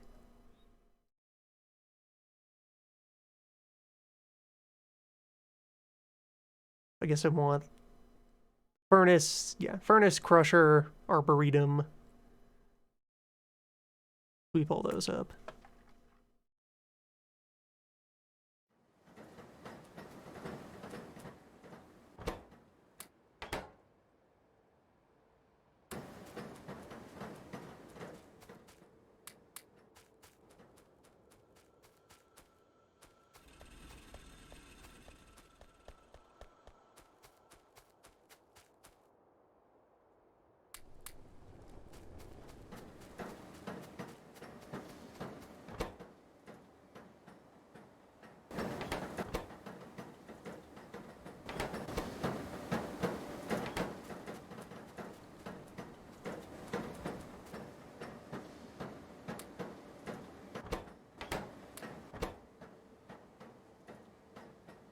There, a tiny handful of starter splitters and tunnels that I'll need.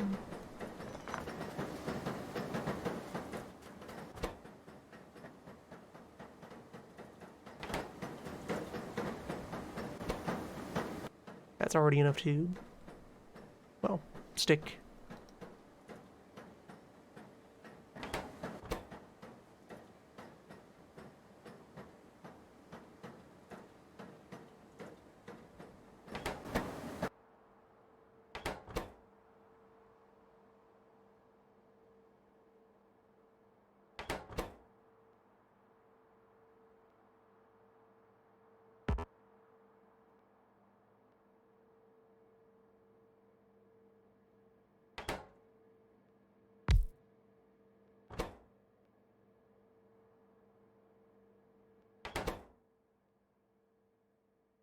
Demand for yeah, a few more stick. A couple, at least.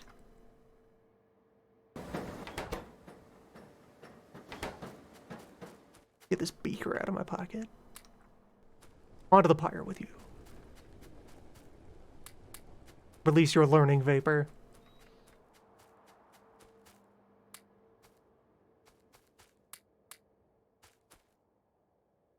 Alright, so now I need to reestablish copper firing.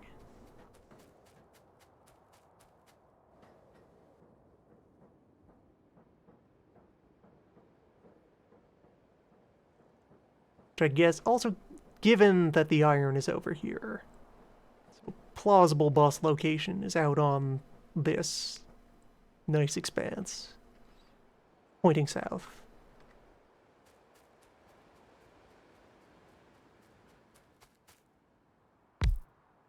So to start,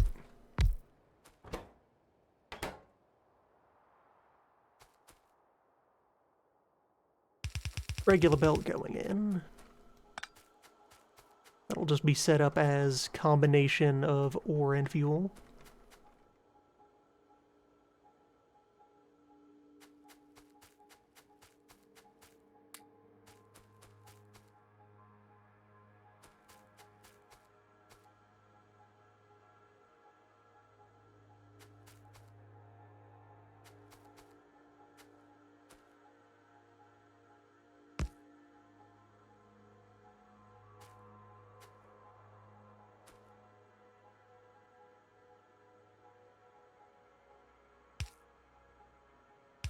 This one turns and heads off elsewhere. Will be used to power other operations downstream.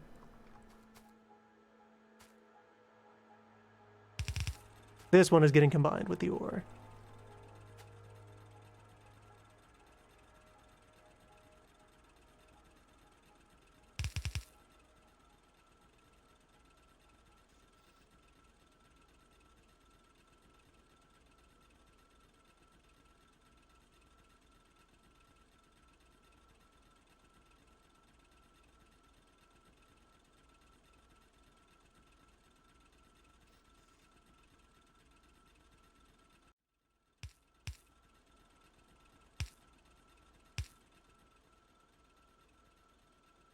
And I will need another tunnel in order to make both of these merge on. Same direction.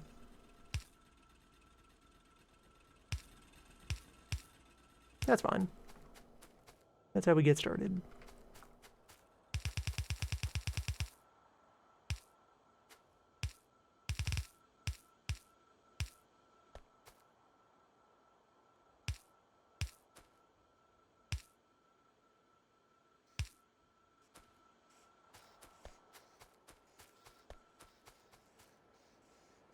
For the moment, going to let these fire up and burn, and I will empty them directly. Those for the unloading part. Some manner of long arm shenanigans will be necessary. Like an output belt here, and then a long arm sitting here to pass fuel to the unloading arm from a belt of fuel over here.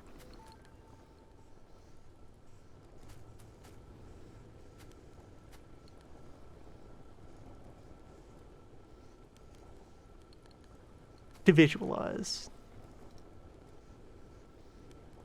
An arm there, and then big arm.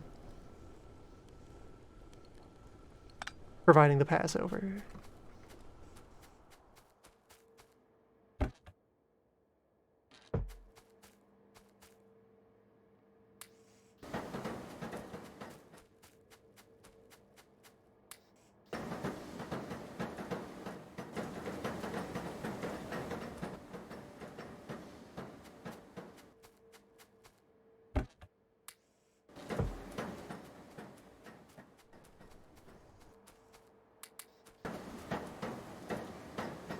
Plenty of science getting made.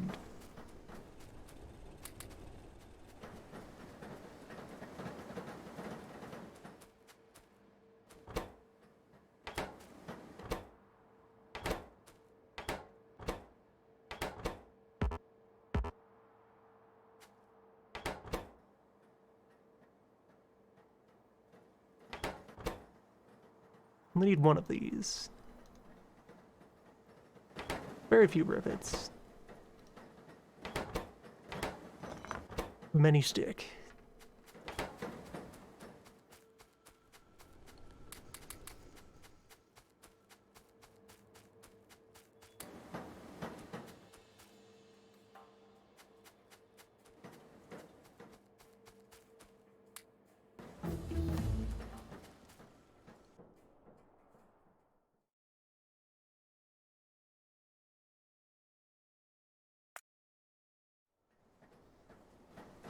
The invention of things that will wait until after I've started to make any bronze.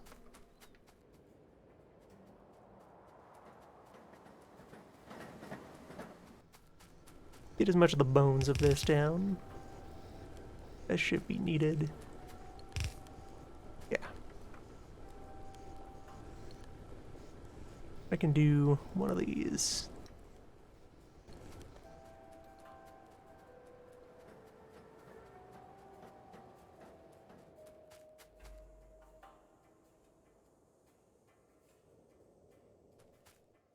You know, except with furnaces set properly.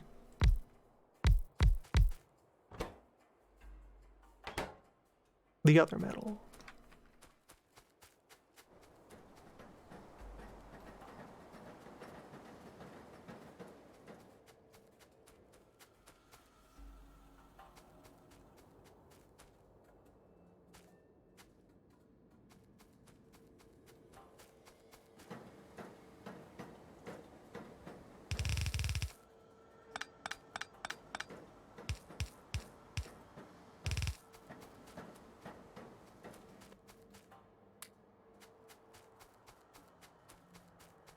As proper, a belt is inexpensive enough in time and resources that the moment you have a belt maker running in the background, belt becomes abundant.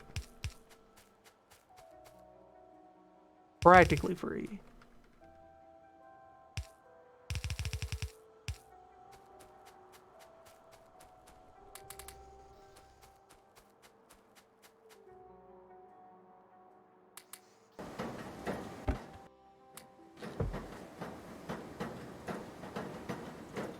2.5 copper, 1 tin.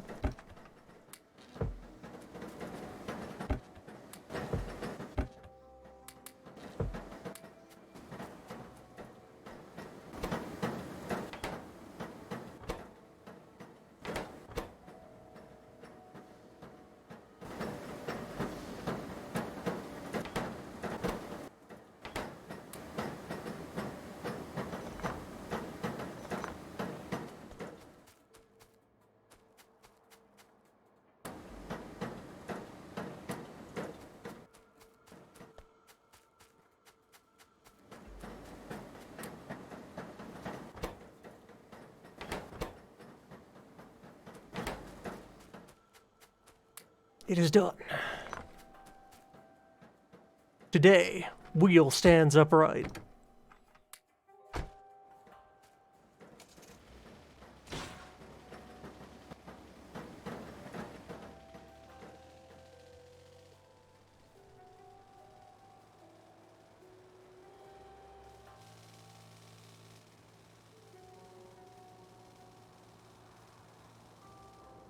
More iron over here.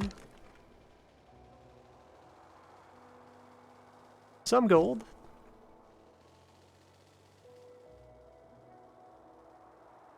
Rocks. Excellent.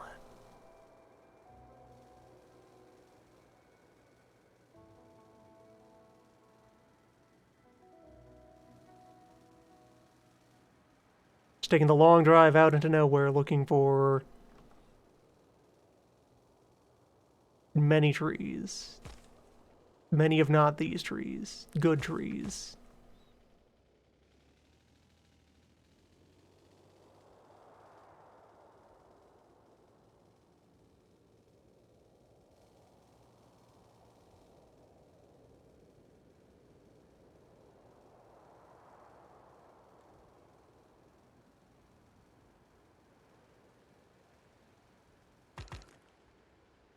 Hmm.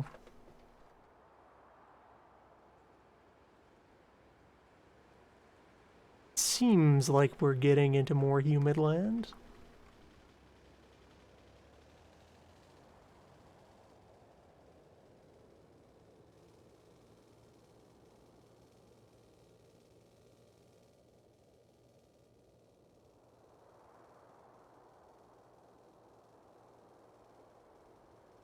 Or not.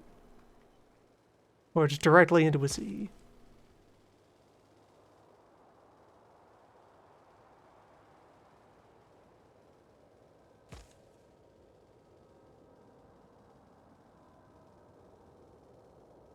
They're a different color on the map as well.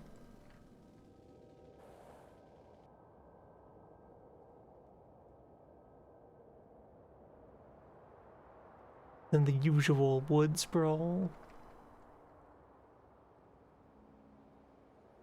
Any grove of them should stand out.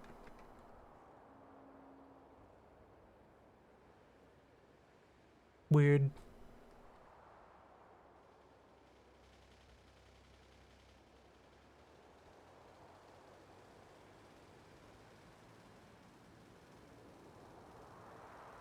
Cover more area on the way back. See if any appear.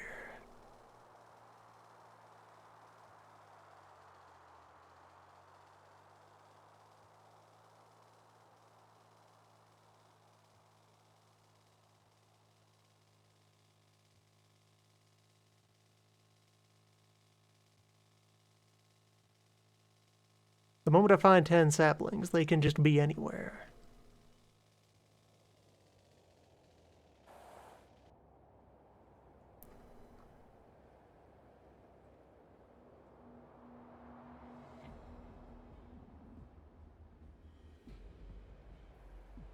He was asked, but we haven't encountered purple yet.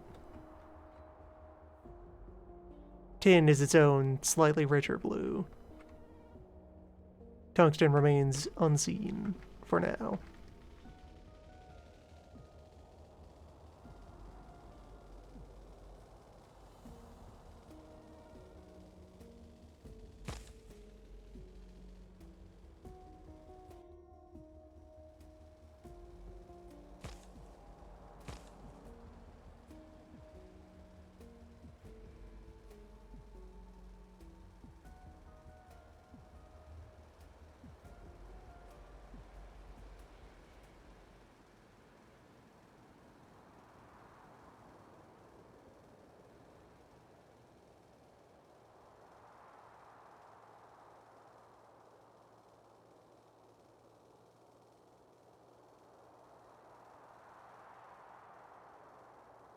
In search of wood.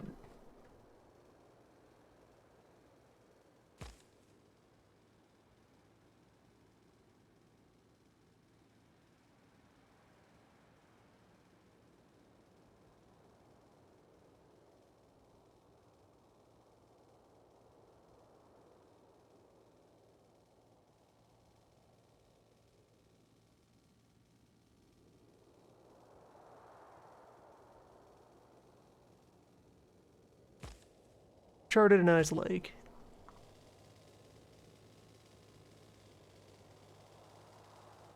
Much is known of local water. It's there.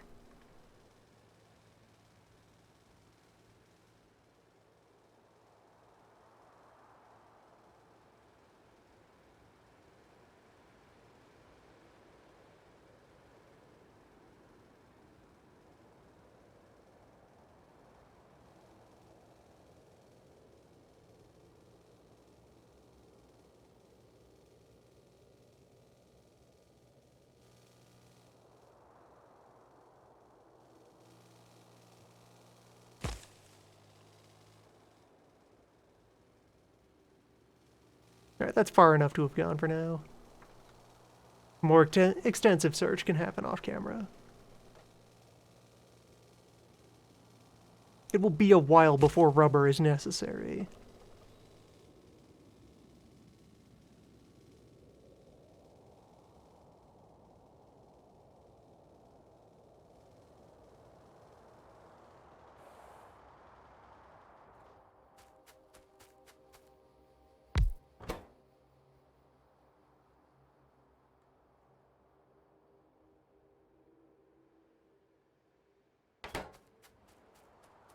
Copper rod and a wooden beam.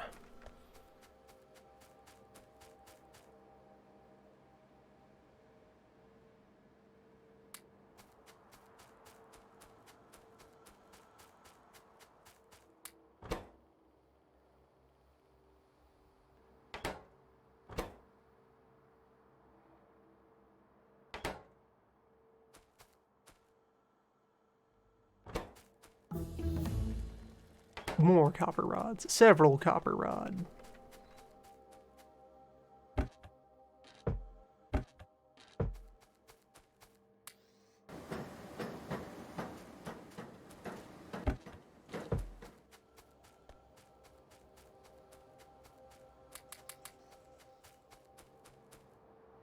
So the crusher is a strong incentive to try and roll out some bronze quickly.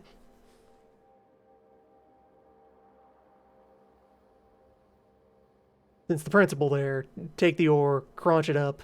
There's a different formula for roasting the crunched ore, where you get slightly more metal per stuff in. I think I'm gonna roast me up some bronze. In a quick improvisational fashion for now.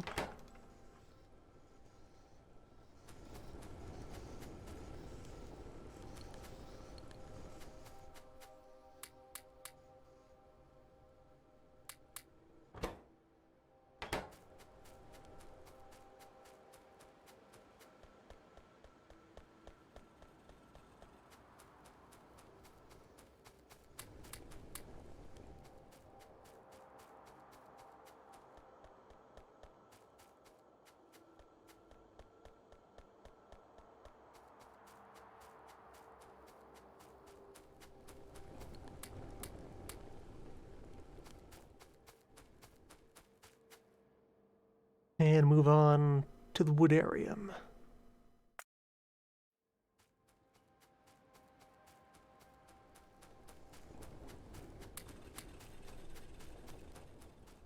Where I can start ramping up my capacity to demand wood.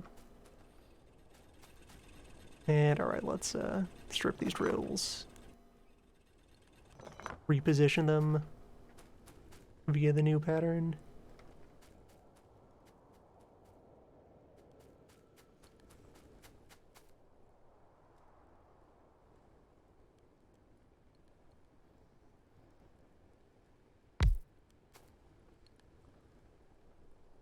Or I can simplify things out for the deployment of these two drills.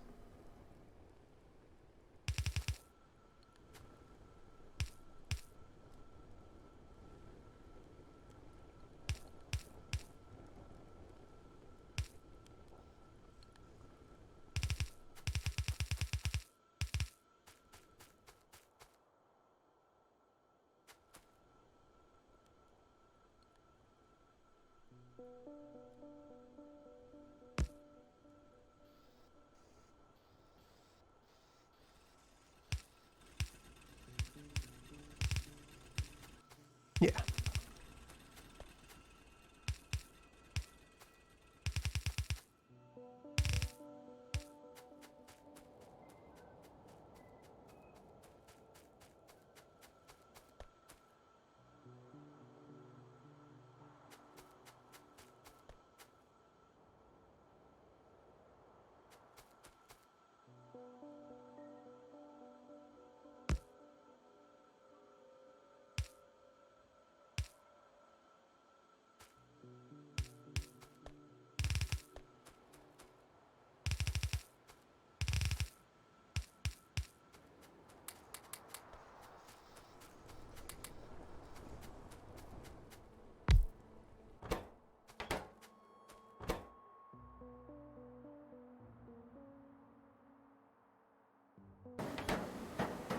Yeah, so grind out those copper rods that I want for a handful of repair packs.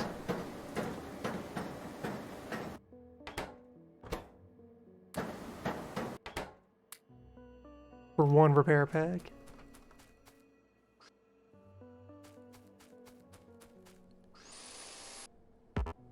It's fine.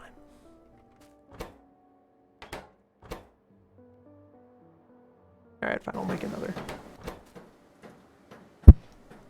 Then, let's see. Bronze Crusher. Takes the expected variety of bronze parts. Beep.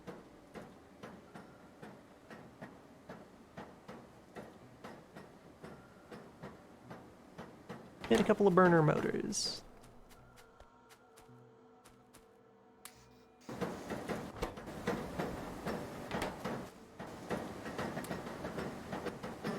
So, one of those for each ore line. I don't need to skim more arms.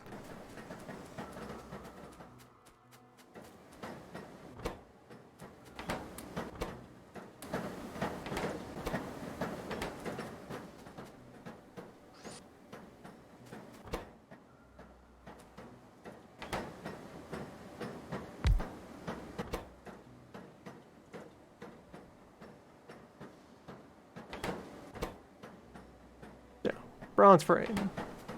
It's like copper frame, but bronze. Make a bronze reinforced wood beam. Go from there.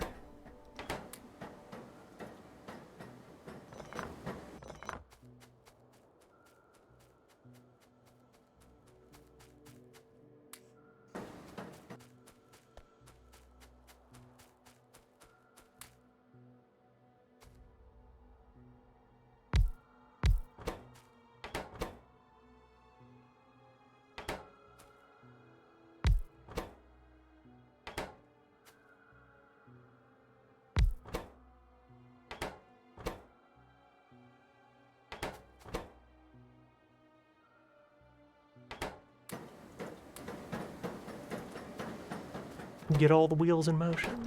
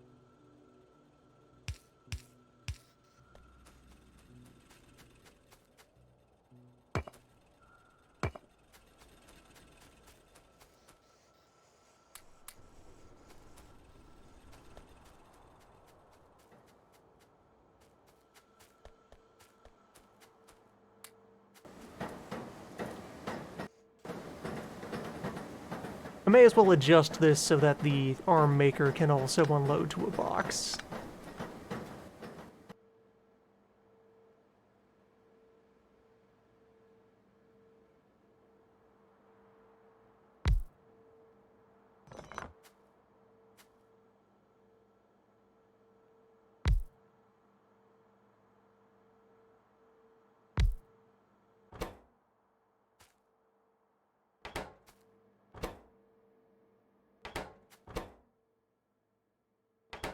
Yeah, just press the assembler back into here.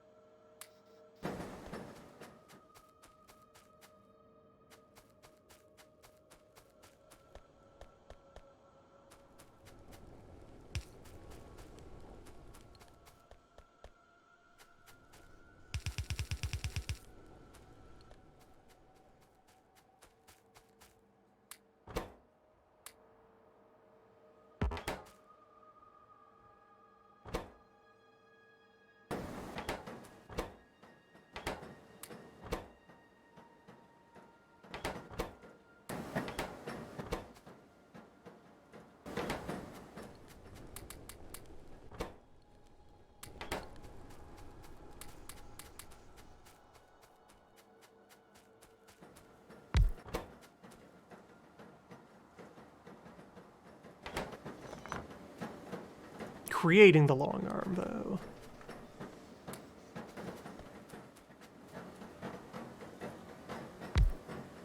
It's a dreadful thing.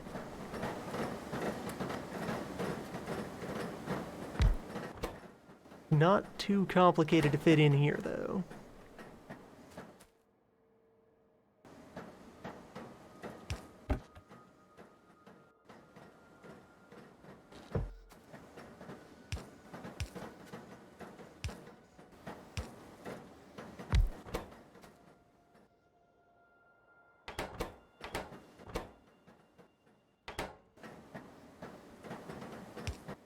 Yeah.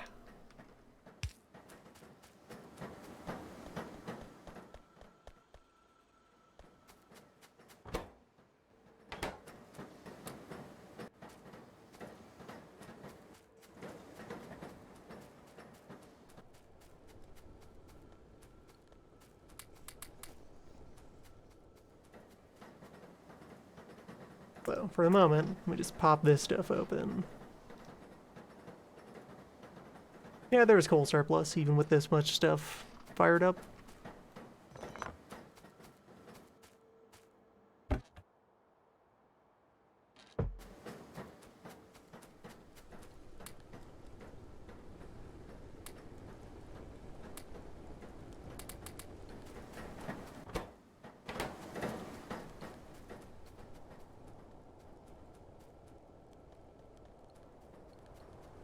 Workable.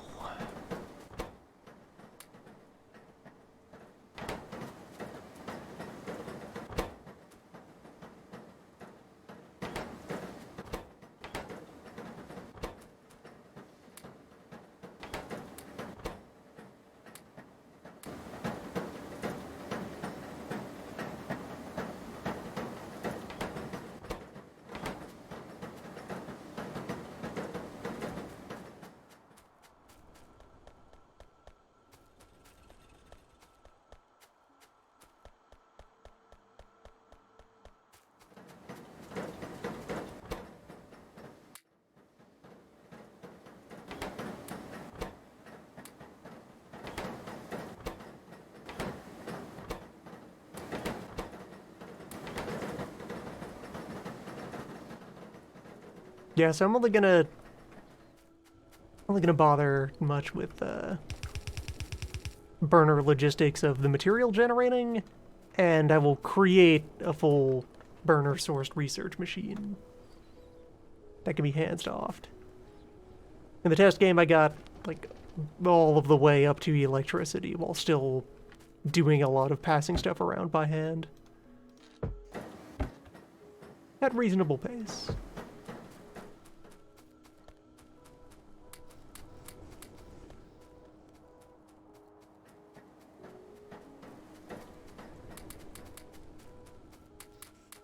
But that leaves the chance for thinking about how would you?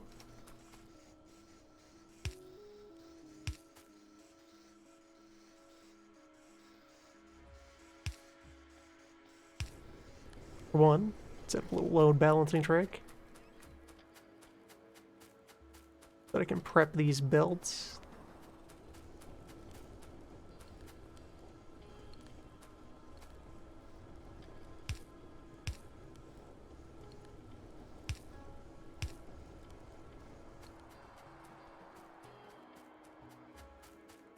Simple setup.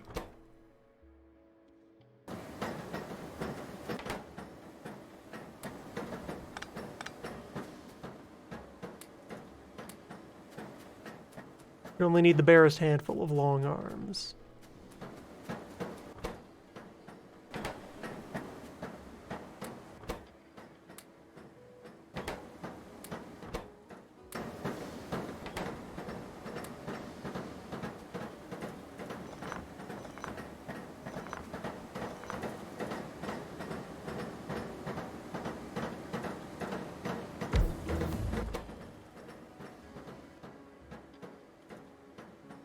Oh, also starting with bronze, reinforced plates. Plates combined for purpose. There are fancy gizmos which ask for such things. It is said. And now I need a bunch of pistons. Tubes and plates and sticks.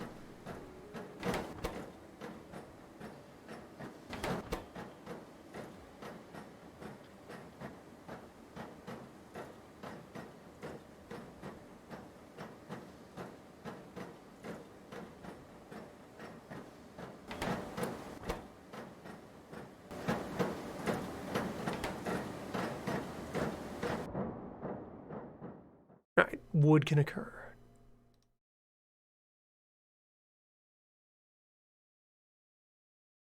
So,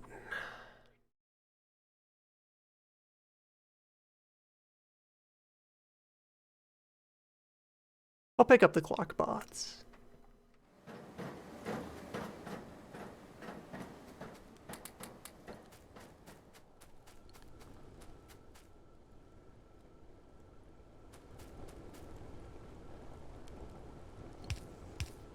Fine technologous things they are.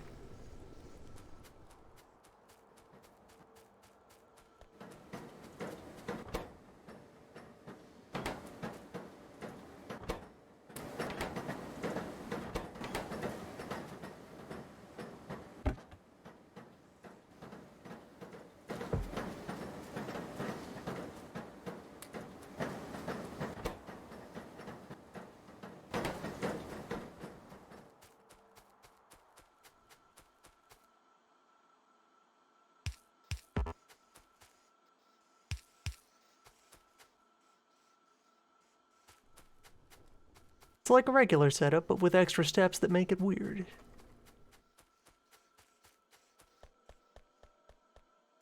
Briefly stepping into a parallel universe.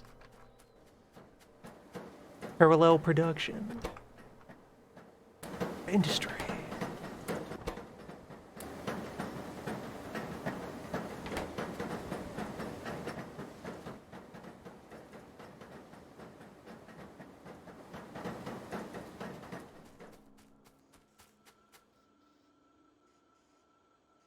Yes, let's do a bit of sorcery here in a moment.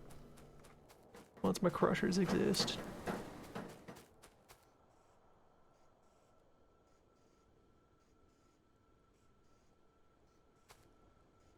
Which I will put right next to the assembler to maximize confusion while quickly squinting at the bar and reaching for a button. As proper. So, crusher. Take ore, make dust. Good stuff. I would like only the coal to travel beyond this point.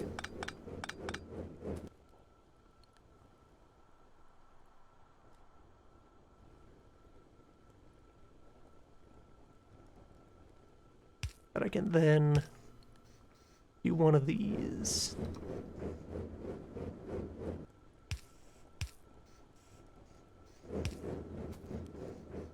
You will trade sides. well, wait, no. Fuel isn't, well, yeah, the fuel is going to move this way, right? Yeah, that works. That was correct.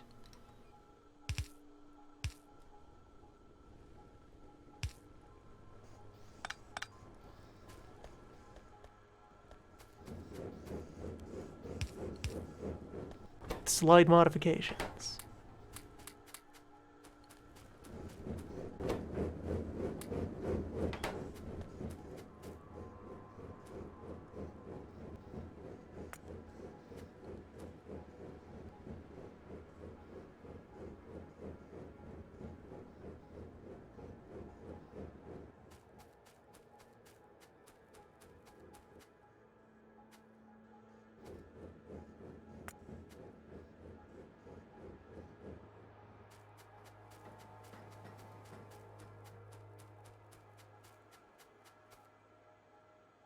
Immediately useless because the proportions on this one are all different. Perfect. Immediately unnecessary because the proportions on this one are all different. So, crush.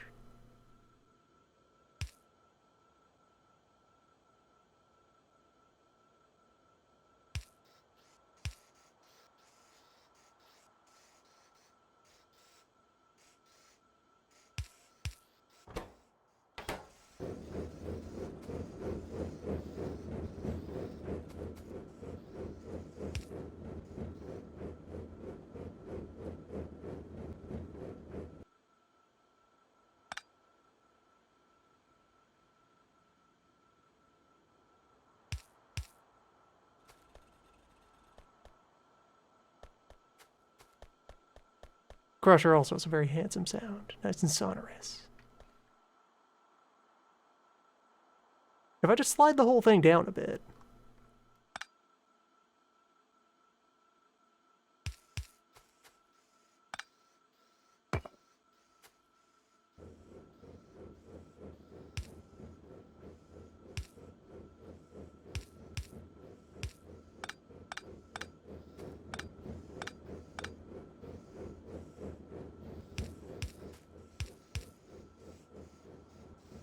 Perfect.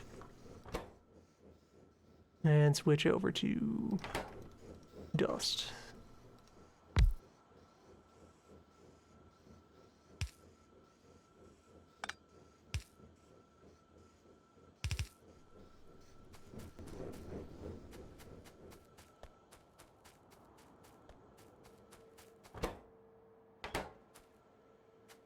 In that time, I've made none long arm out of 10. 10 up.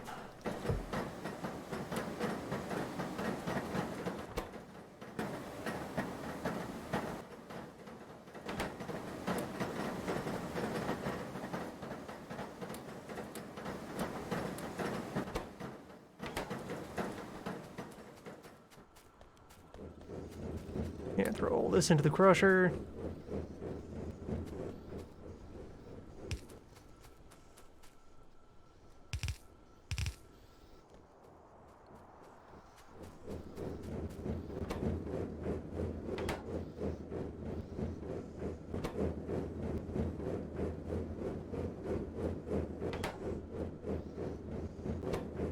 You crush a thing every 1.6.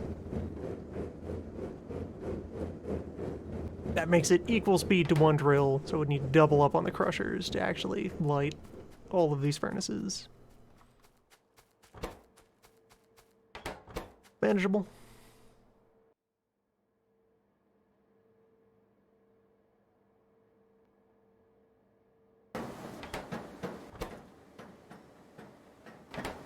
Just gonna need more motors.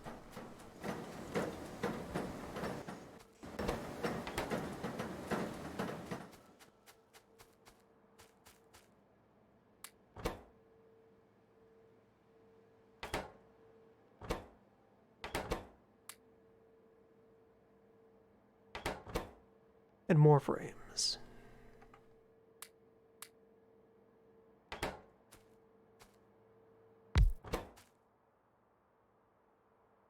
Needing a bunch more bronze beam.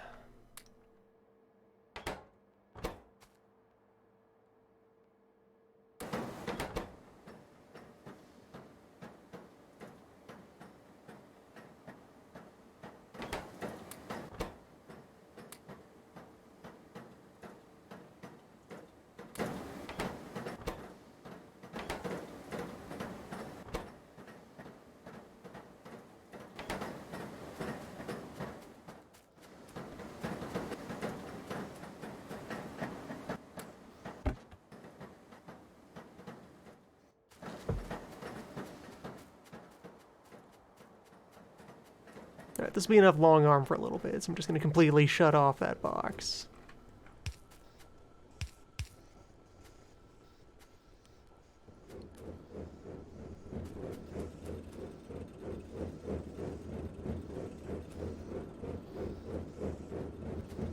Although to add the second crusher, that complicates how I'm getting fuel to it. Intriguing.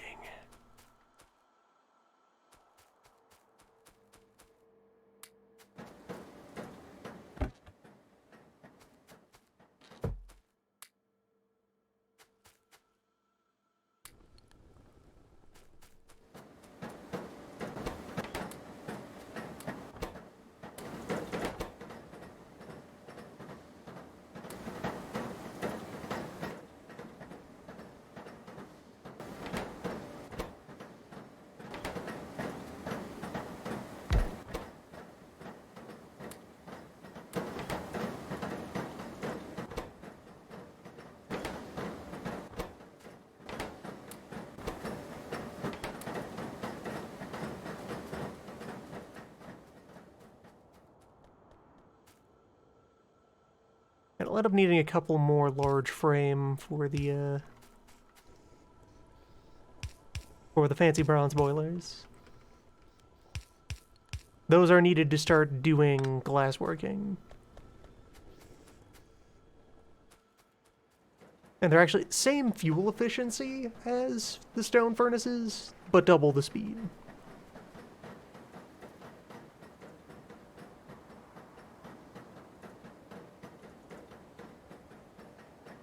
So for now, stone is fine.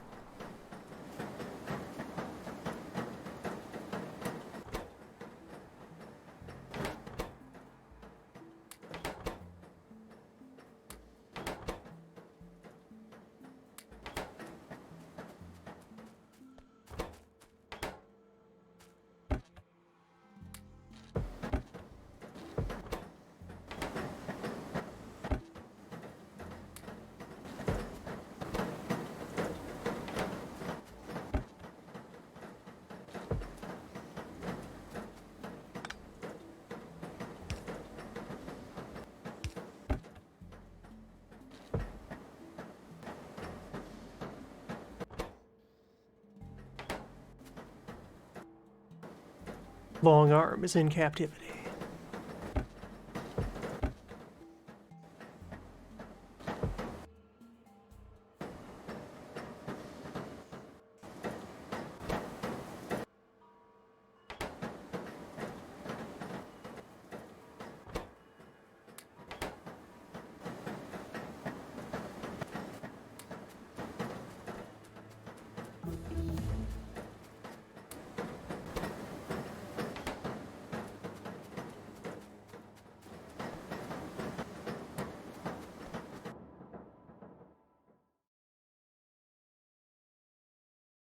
Small chassis, motor, 4 sticks. That's a robot.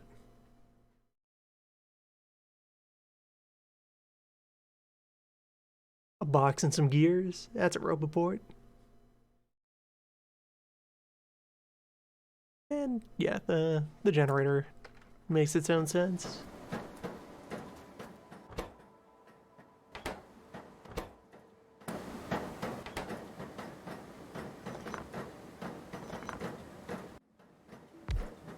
That next production order of bronze tech works towards. Beep. And the suit itself, which also has a chassis. It is made of reinforced plate rather than regular plate. All right then.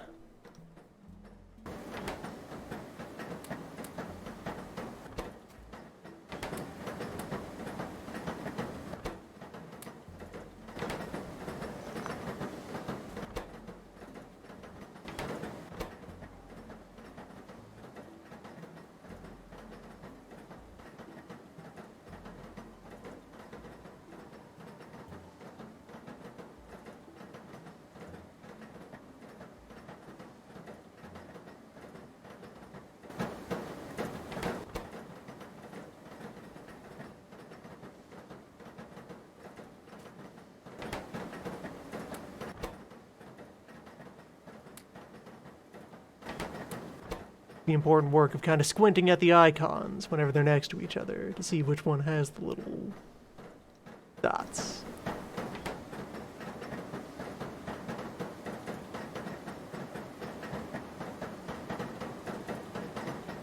And when you're done with this armor, you just throw it in the recycler.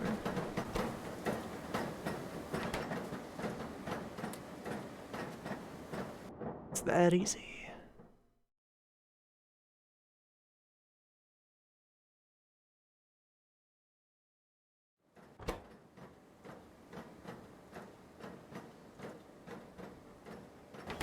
Bronze boxes are made of bronze chassis.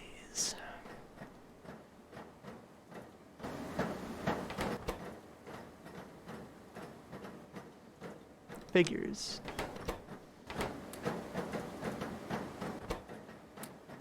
Suit. And basic suit grid. You can put exactly 2 things here. The luxury. The freedom.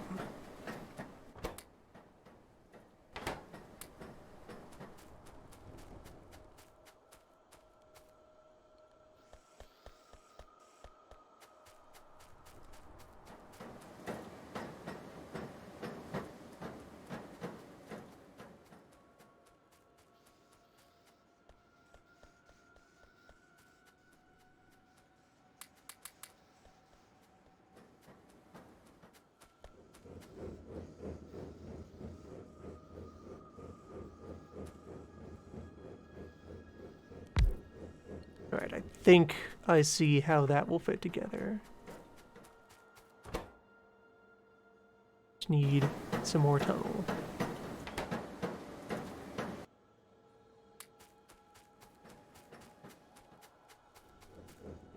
Or pop back out here.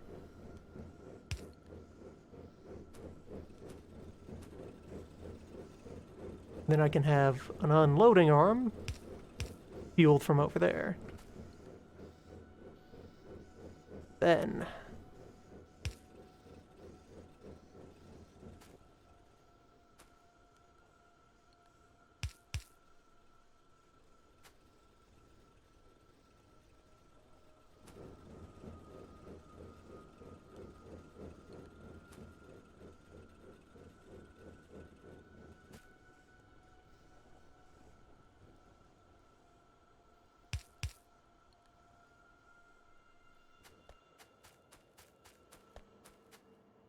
more standard arm.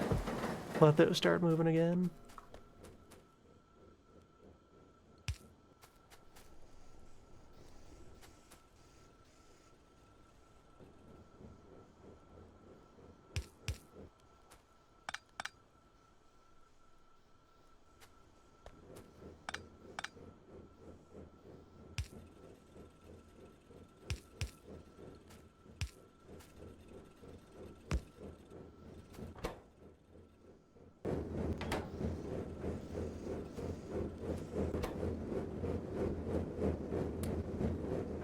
Alright, second crusher online here. Sufficient.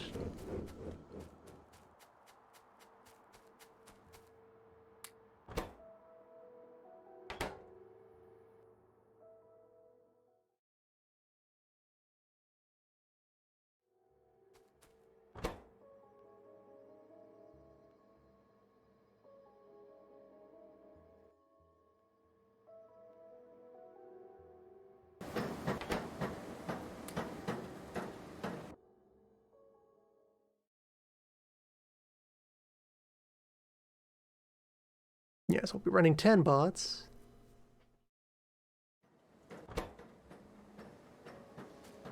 Nice.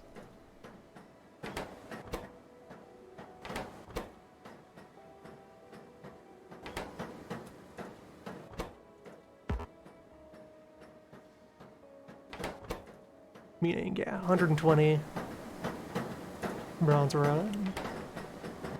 As many rivets as that takes.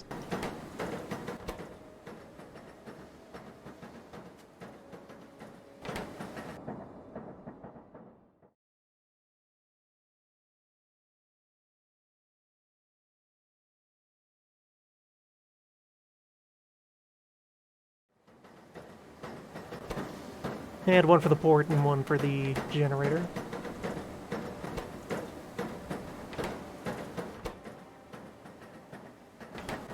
For another 24.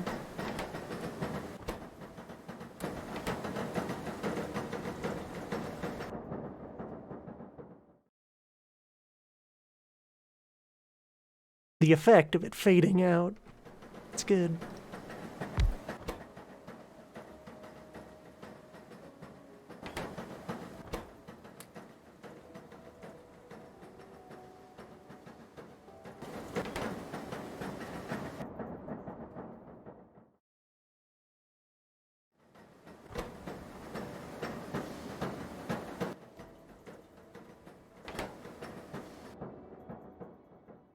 Yeah, just the 2 bronze pistons.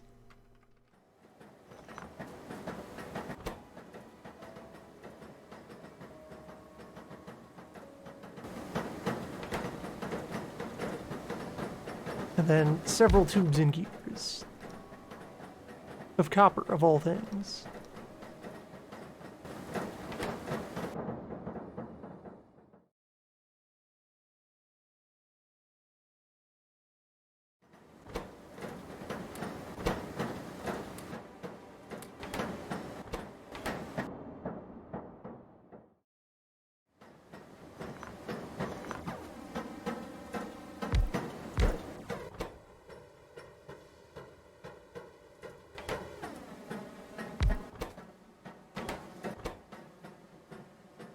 Yeah, there's no way you'd be able to get Lazy Bastard in this framework unless the requirements were drastically raised.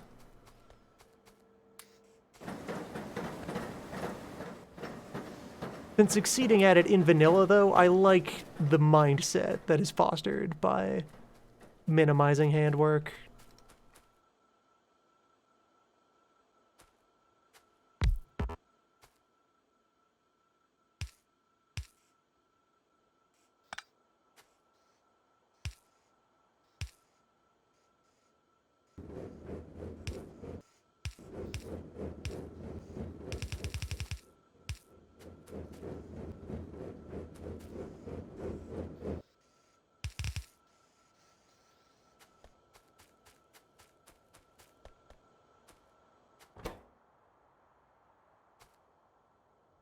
Right, I never reset these to start using dust.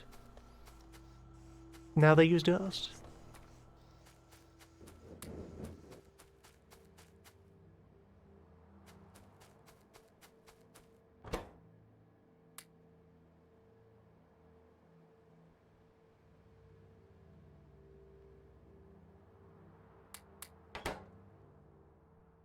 Yeah, that's right.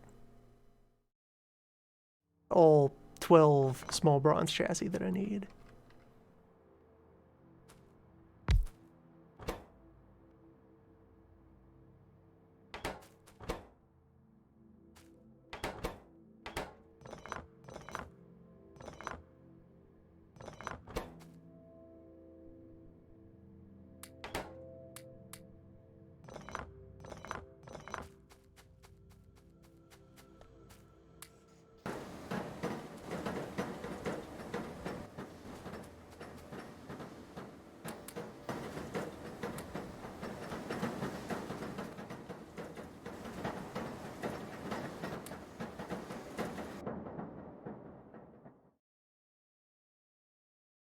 And 11 burner motors total.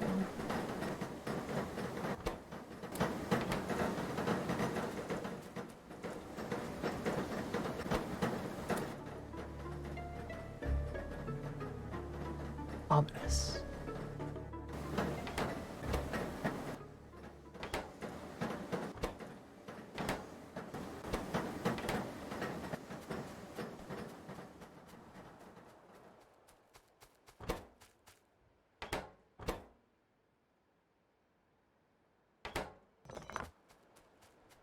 It's a fine orb. Guard it well. I guess I'll figure out the storage building. Just to get a look at it.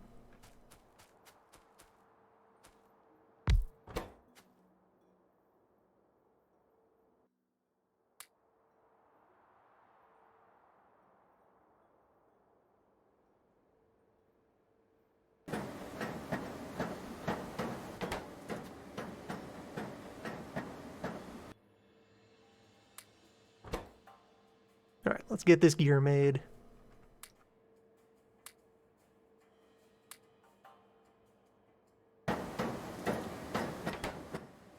The generator gives us a panel that we can toggle. And yeah, it's a burner piece that lives on your suit. I'll try to charge electrical equipment as best it can.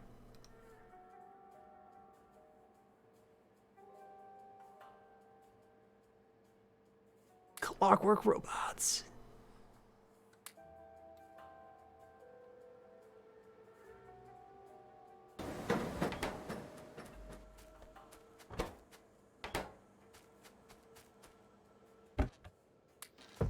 The future.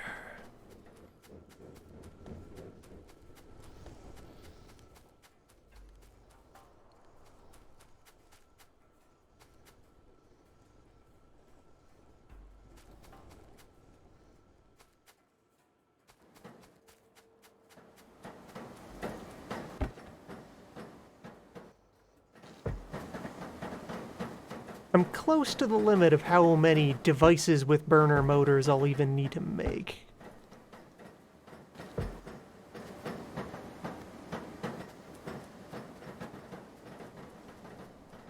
This is close to enough footprint of machinery to be able to set myself up to go for electricity.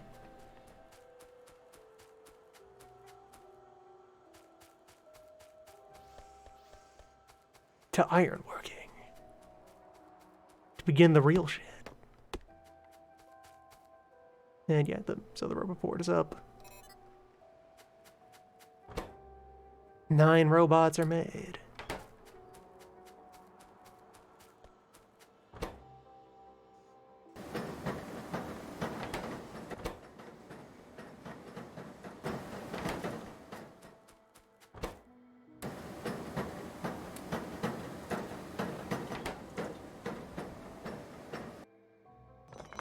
It is done.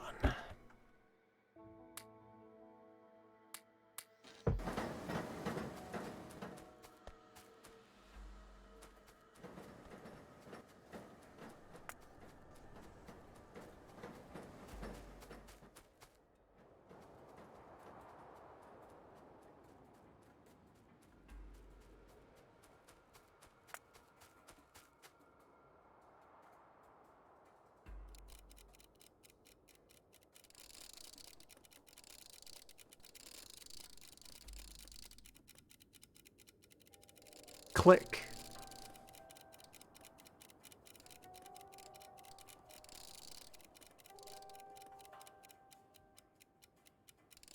Ancient ancestor of Beep.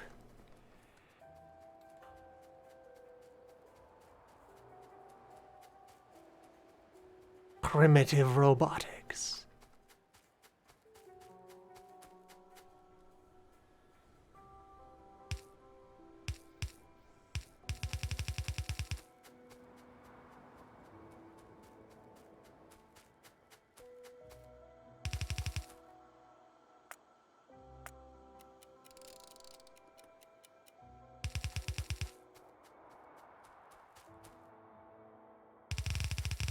Let's bring these together.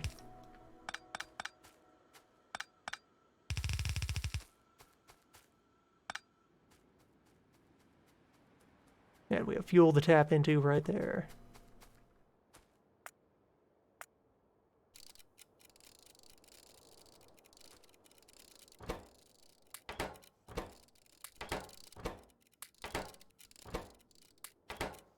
Can get my bronze supply up. And then have the foot of the next first factory. The beginning of belt.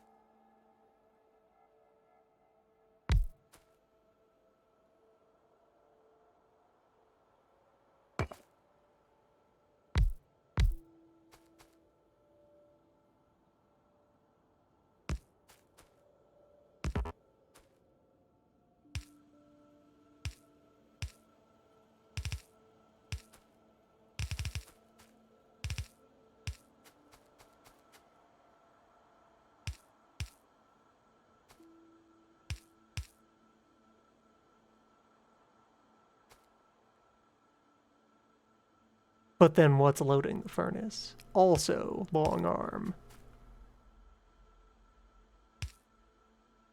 It's a longer than usual arm.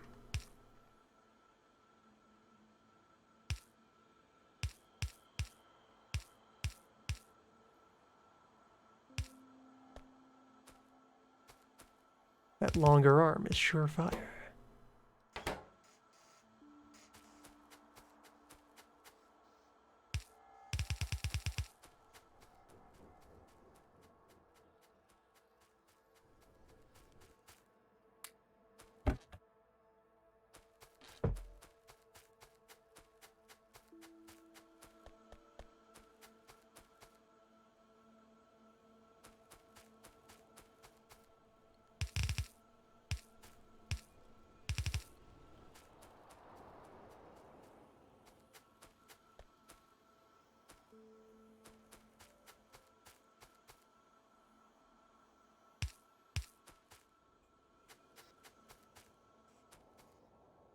Copper, tin, bronze.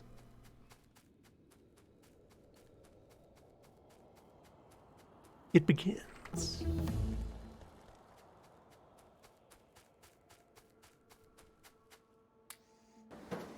So I want to move belt maker down there.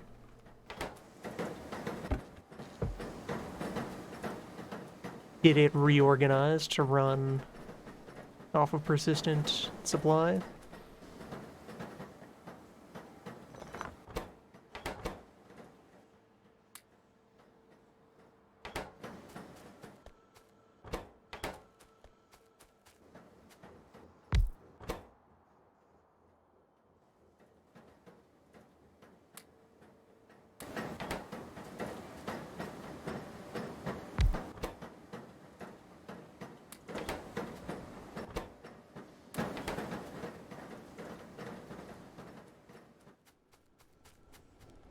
Yeah, get belt maker, perhaps ambition to get assembler, and arm machine disentangled and hooked up down here.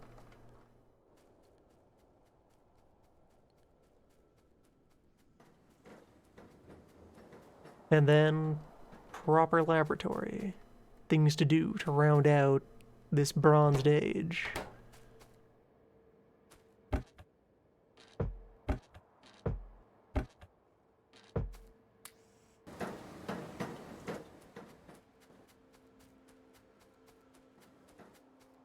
No, I also may as well create, like, one Arboretum. That'll settle now. One Forester. Which, right, glass. Which means I need another grinder. Another pair of grinder. Things to make things to make things.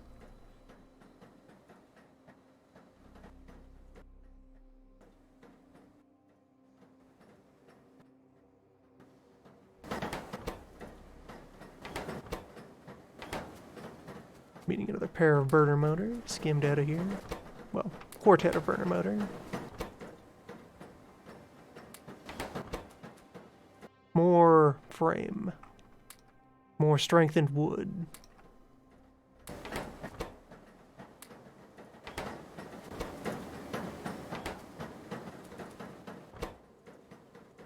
Three of them total.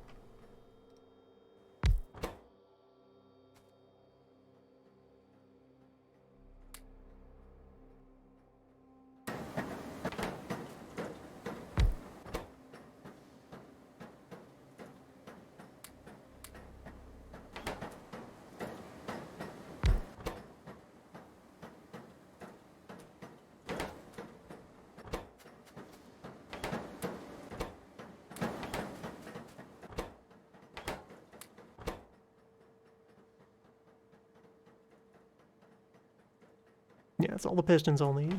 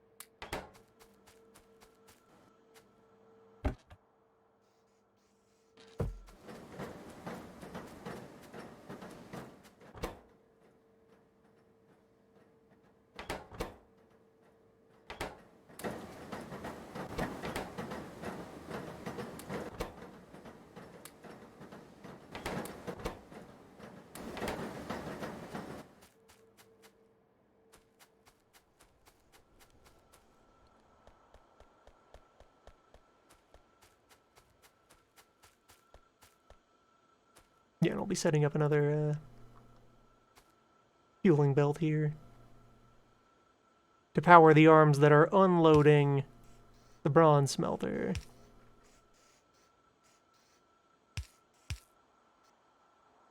Just sneak that in as well.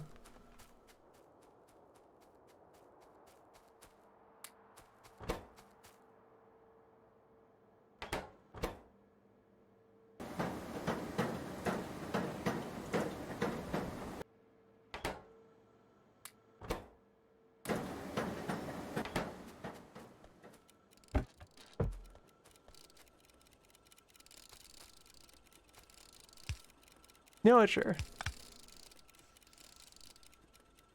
Those drills don't exist yet, but let the robots have some fun. Moving stuff around. What they do.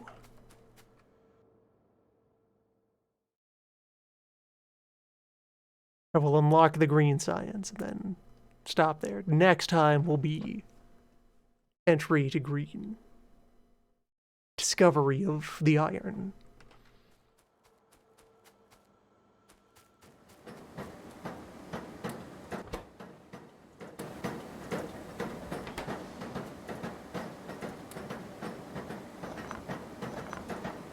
Its powerful mysteries.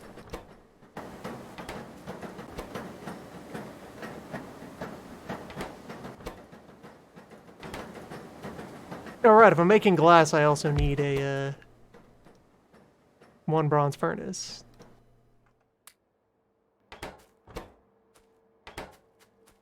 That's another heavy frame I need, which conveniently was... Oh, this doesn't cost a heavy frame at all. Made of gravel. Alright then. So I made these to become this smelter. Good. Definitely as intended. And I do need 2 of those to make the, to do the full glass process, such as it is.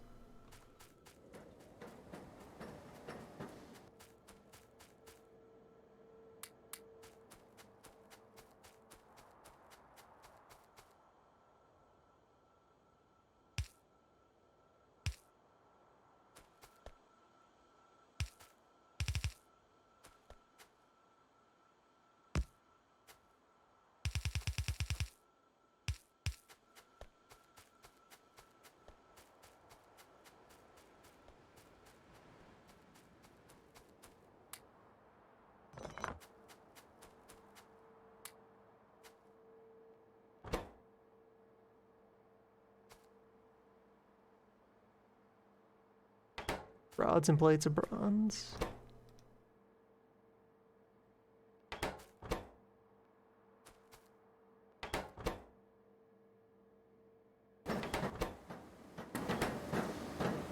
Easily done.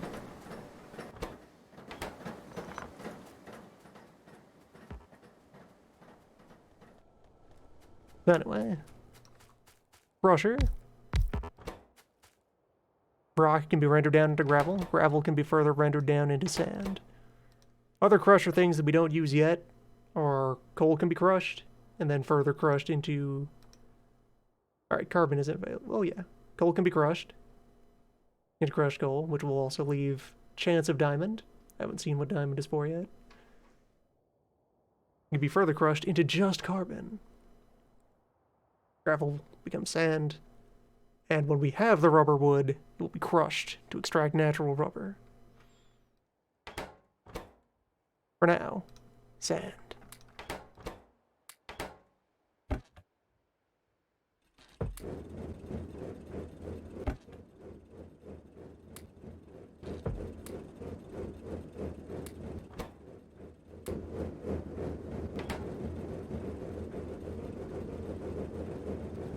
And I'll just let each of those crush through a pile of it. I don't need ongoing glass supply until it's time to start making many green. And that's a bit from now. That's next time.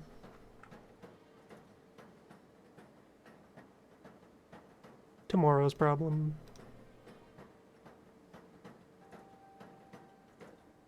$128 bronze rods. Many sticks hold up the forest.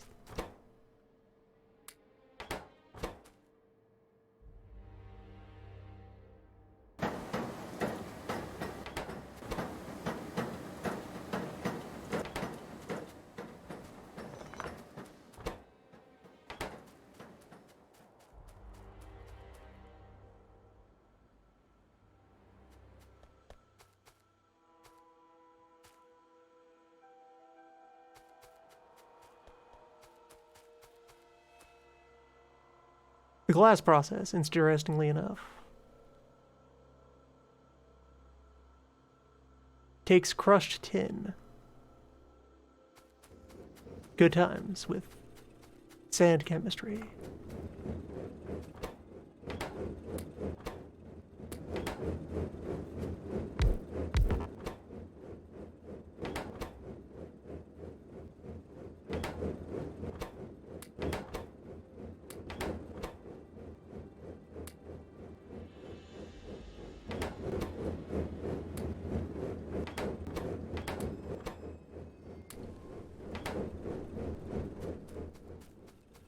Just need the small pilot amount for the Arboretum for now.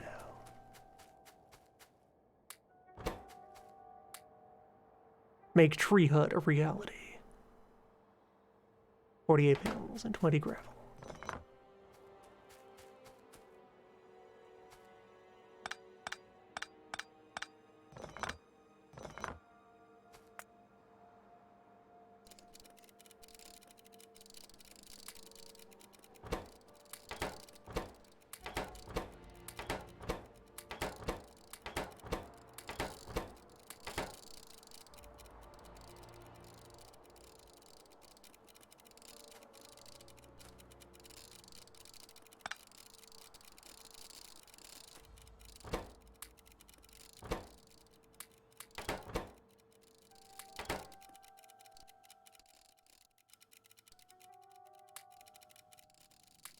Yeah, a lot of fuel is going to fall back out of the machinery as I tear down these hand rigs.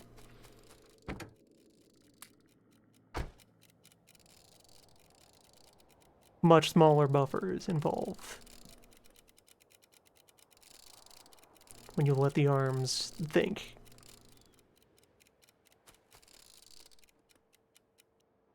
With their fire and gears. There's wisdom there.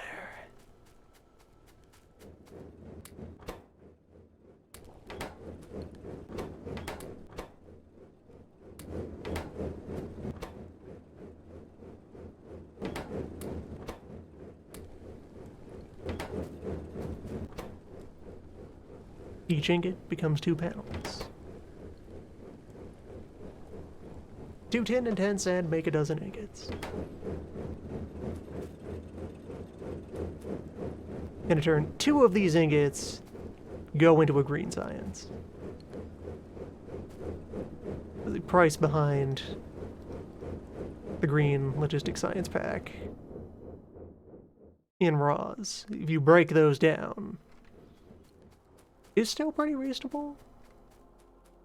By weight, it's only slightly more stuff going into it than the red pack was.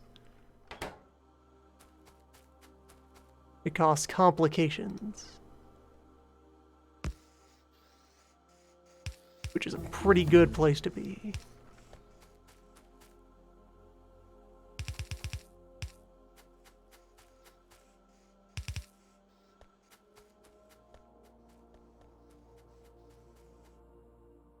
Yes, research will stop there. On the verge of...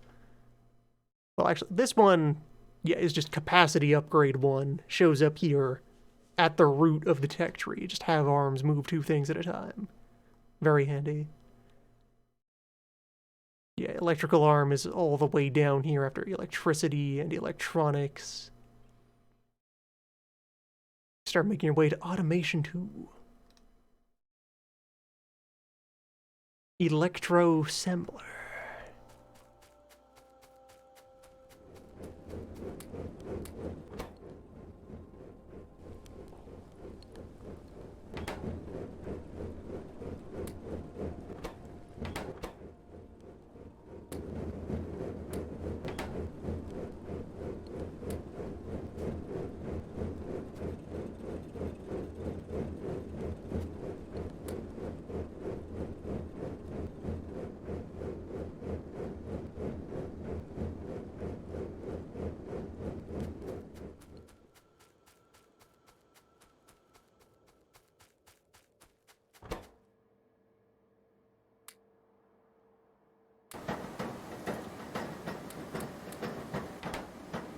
Building a place for trees.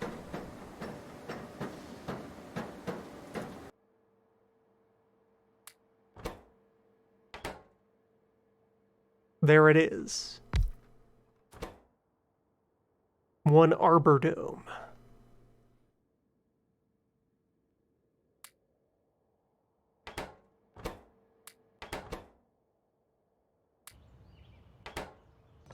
Coal-powered nature.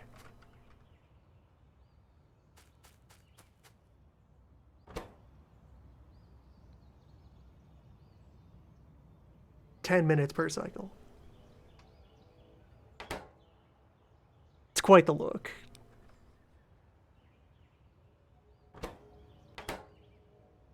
"10 minutes at 140 kilowatts.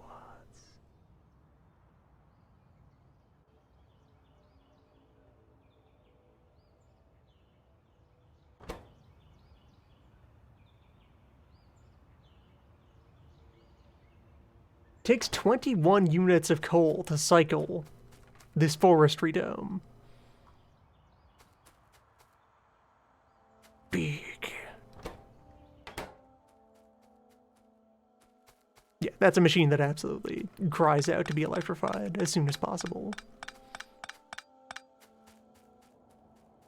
Fortunately, you're not really going to need much in the way of wood until that's reasonable. Should have a second one.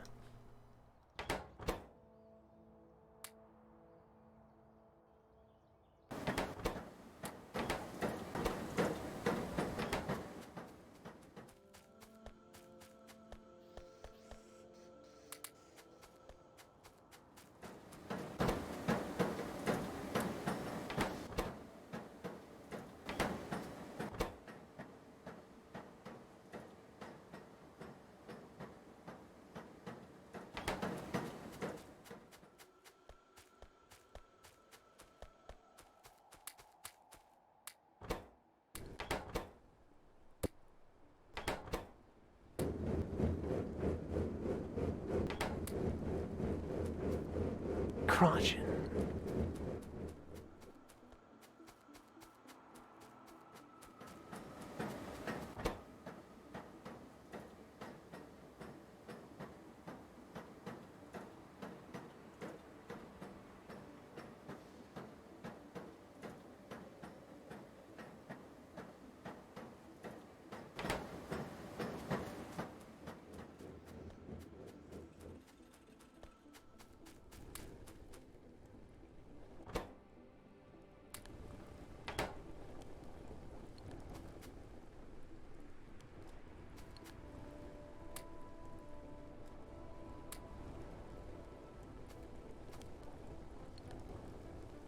Even just a barrel full of fire. Very handsome. Those fans. Those passive circulating vents. Keeping the fumes moving the one way.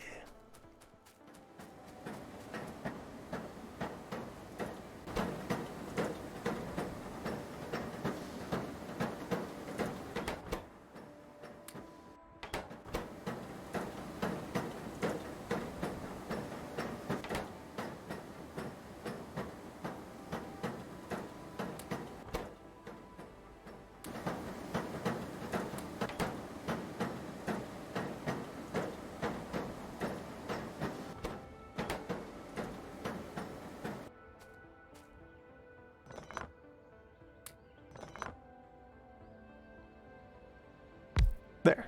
Second dome.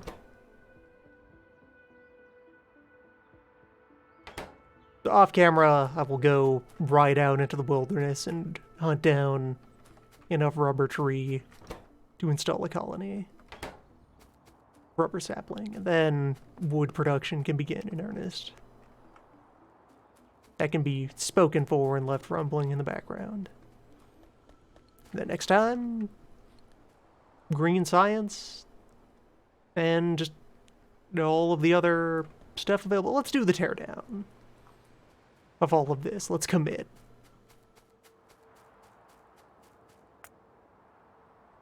This has served its purpose. Be disassembled with full honor.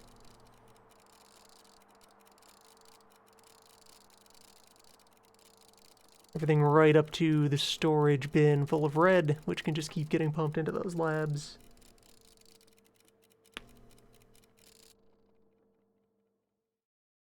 You can behave for a landfill.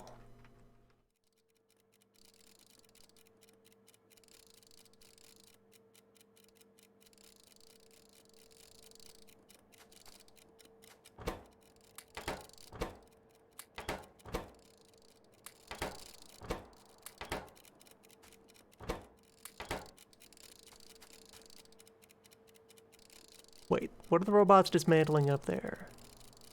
Are they equipped to just destroy Cliff?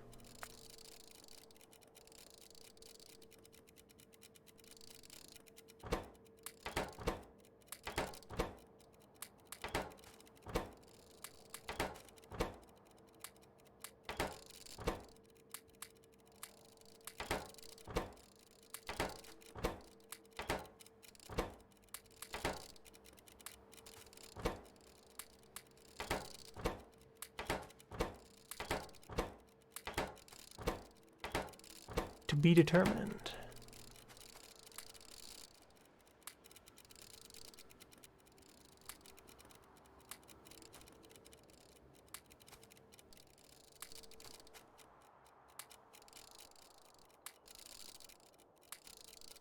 So much fuel we had buffered in this.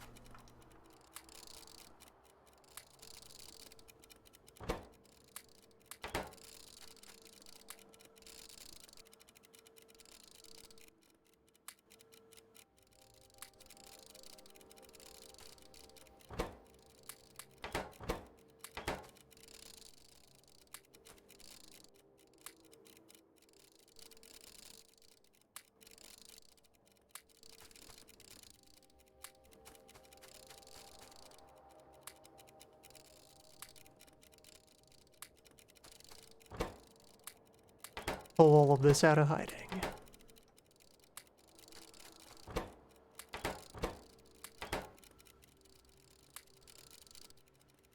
All this fuel has a job to do.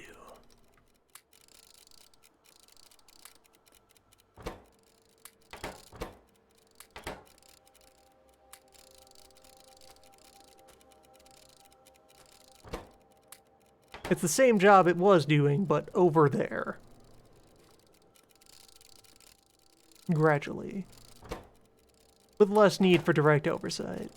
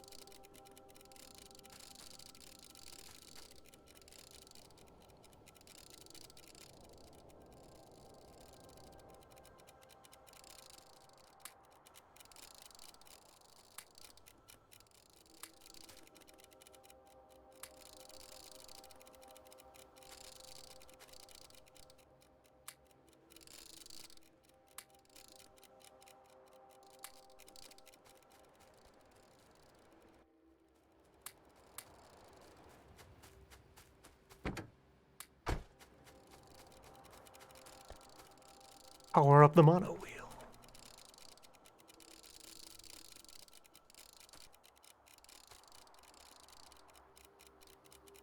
It has a lot of work to do as well.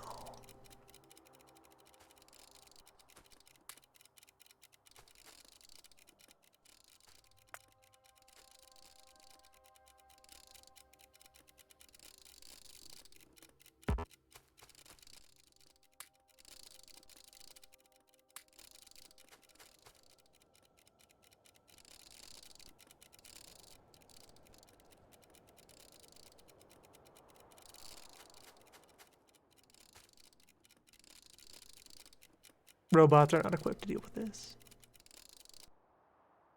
These are fraudulent work marks.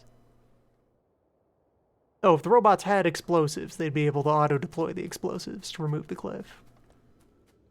Powerful. Alright, next time, as mentioned.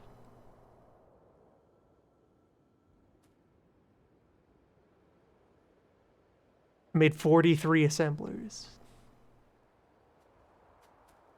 Just to get ready to move into the late burner phase. Good times. Revolving industry.